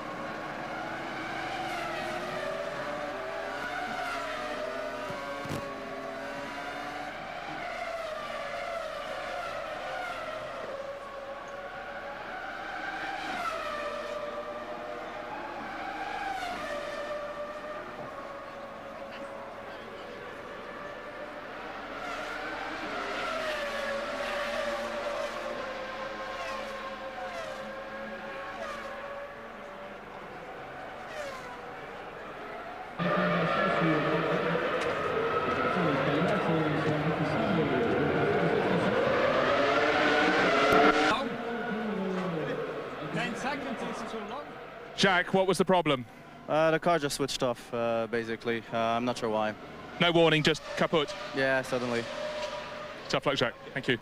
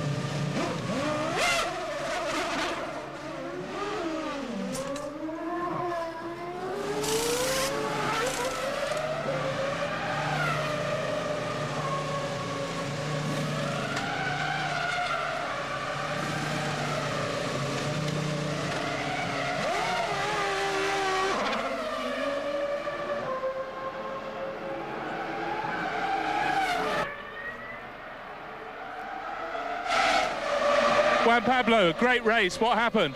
I think we had a problem with the engine. Just lost power and died. Now, you ran a very different tactic at the start of the race to Ralph. Was that something you decided before the race, or the team just decided as the race went on? But, you know, we're in different strategies, running different tires, so, you know, we knew we were going to be quicker than him in the race. Tough luck.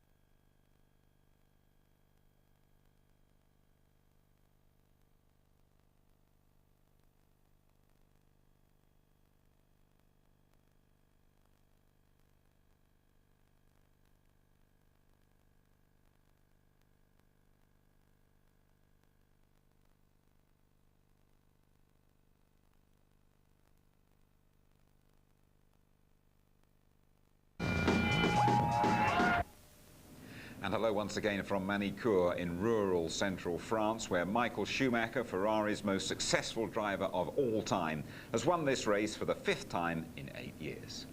It is very satisfying, and it was hard work, in particular until the second pit stop. Very tough work, maximum performance. But then obviously it was a little bit more easygoing, except some communication problems because radio didn't work, and I didn't know until probably 15 laps to the end what was finally the positioning. It was very tough for us because we had tire problems, especially I had on the second set especially. I mean, it was dog slow actually. That was the reason that I decided to come in a bit earlier as planned and to change the third set, and that went a bit better. I'm very pleased. I think it's been a hell of a race. I think you know, it was the proof of yesterday that I wasn't happy. It was a little bit of a misunderstanding between myself and my engineers. We didn't get the maximum out of the car, and this morning the car felt a lot better. So it was only the case to not get in trouble at the first few laps and being just attack everywhere. I've seen last year being thrown out 2 races behind each other, and you never know. Racing is a different story. It's a sport and it's unpredictable. It's a comfortable lead on the other side, but not done yet. Well, Eddie, hard lines in the end, but what a strong run. No, it's great. I have more fun. This is the slowest car I probably ever had for qualifying, but it makes the racing interesting. You're always coming up through, and you know, with great tires, and that's what I think what's making our qualifying performances a bit weaker, because I think the Bridgestone's aiming more for qualifying, and the Bridgestone guys are getting ahead of us in qualifying, and in the race we're much quicker, but we got to overtake them. But it makes for great racing, but it's hard work. David, the look on your face kind of says it all. That stop-go penalty cost you dear. Yeah, at the moment I'm not sure whether it was on the way into the pit lane or the way out. I was very surprised when I got the call, but you know, obviously I did speed, so you have to pay the penalty. The gap to Michael obviously getting a bit bigger now. Is the job still achievable though? Yeah, I think that all we can do is wait to the end of the season and review where things are, rather than trying to guess what's happening during the course of the season. You know, it's entirely feasible he could not finish a few races. And it's entirely feasible that you could do well at Silverstone too, because that's always been a good race for you. Yeah, no, absolutely. You know, we've won the last couple of years, and it'd be great to have a win in home soil again this year. Just confirming the result for you then, another 10 out of 10 for Michael Schumacher. Ralph seemingly quite content with that second place. Barrichello doing really well to get on the podium after where he started. Coulthard, 3 points his return from Manicourt. Trulli getting Jordan's first point since Barcelona back in April, and another point for Sauber from Nick Heidfeld. And that means Michael Schumacher is now a massive 31 clear of David Coulthard. Ralf Schumacher overtaking Barrichello. Montoya led the race but failed to finish for the 8th time this season. And Ferrari now with a massive 52 points lead in the constructors, on course for a win double. 6 more points for Williams in 3rd. Heidfeld getting that point for Sauber, and Trulli a welcome couple for Jordan. Well, Tony Jardine, it all went wrong for McLaren even before the race. Yeah, well, this is what I'm wondering, Jim, whether there's a link between what happened to Häkkinen on the grid and what potentially happened to David Coulthard in terms of perhaps the software not working on the speed limiter. Look, here's Häkkinen. He was stuck on the grid in Brazil. He was stuck on the grid in Austria. His clutch went when he was leading in Spain. What terrible, terrible bad luck for Mika Häkkinen. Just 9 points. But it's the software that switched the engine off of David Coulthard at Monte Carlo as well. And we're just trying to work out, along with Coulthard, whether that affected his speed limiter, which got him a 10-second penalty. Yeah, I think in commentary, Martin Brundle described what happened to McLaren as trivial, but it's very, very serious in terms of Coulthard's World Championship quest. It's painful for Ron Dennis. It's painful for all the people at McLaren who are watching that, and it's a real uphill struggle. It's not outside the realms of possibility. Of course they're going to work hard and keep their heads down and hopefully win at the British Grand Prix, but it's far from trivial, you know, and it's so complex, the software systems of Grand Prix cars. But speeding in the pits, I mean, how can that really happen? Well, all that can happen is that the driver potentially, and this was the pit stop at the time, they were all going on, and David was briefly in the lead at this point, lap 27, 9.1 seconds, thinking all was well, no problem. Did he put the pit lane limiter button on early enough when he crossed the line, or did he take it off before he reached the white line at the end? Now, the light normally flashes on the back with the little fuel flap up as well, which signifies that the pit lane limiter is on. And we didn't see it flashing as he went out there. So was there a problem with the electrics of the car? And this means that he came in just 3 laps later for the stop-go. Groans all over United Kingdom. A lot of the fans over here in France watching as well, because it means he's got an even tougher battle. But out David goes, and there's only one race this year, that was Canada where engine went, where he hasn't scored, you know, points, the same as Michael Schumacher, who went out in San Marino with brake problems. He nearly got 3rd place, and you know, he just keeps battling away, David Coulthard, so you can't discount him. Right, so consistent, but he nearly did need a few more today. Driver of the race from your point of view, though, Eddie Irvine. Tremendous, because he's had that 3rd place in Monte Carlo. His tail is up. He knows this car is getting better and better. Here he is chasing Olivier Panis for 9th place, and every place counts, but so neatly inside at the Lycée there, which is the last corner before you go back onto the pit straight, and just slots in beautifully. And here on Heinz-Harald Frentzen, this was for 8th place, so he's going the right way. He's getting up the order and heading towards the points. And then this happens, unfortunately, with the Jaguar Cosworth engine. We actually saw flames coming out of the inlet there of the big air scoop just above his head, which is a great shame, but a lot of promise for Jaguar. But we have to say to his former teammate Michael Schumacher, we are not worthy. Tremendous. We're in the middle of a Ferrari era, and a tremendous role. You know, Alain Prost has won this event 6 times. This man here, Michael Schumacher, has now won it 5 times, 94, 95, 97, 98. But 50 Grand Prix wins, that is some feat, and puts him just 1 behind the great Alain Prost himself. And quite rightly, the team giving him the big hugs here. He is, you know, the best in the world. He deserves to be on that top step, and there's the jump that signifies it all. And as James was saying in the commentary, you know, he really enjoys his wins, and we love watching him win. Do you think he's going to make it 51, equal Alain Prost record finally at Silverstone? No, my money's on David Coulthard to do it there, and get the triple, the first man since Jim Clark to do that. Tony, thank you very much indeed. So it is indeed next stop Silverstone. It's always a very big weekend for us. I understand there are still a few tickets available, by the way. Watch the qualifying here from 12:30 on ITV. Our build-up starts at midday on the Sunday. Highlights 11:15 Sunday night, and that programme repeated ITV2, 7 o'clock on the Monday. World title, a very long shot now for David Coulthard. The bookies all set to close the book on Michael Schumacher. But that Silverstone hat-trick, well, be ample compensation. Good night.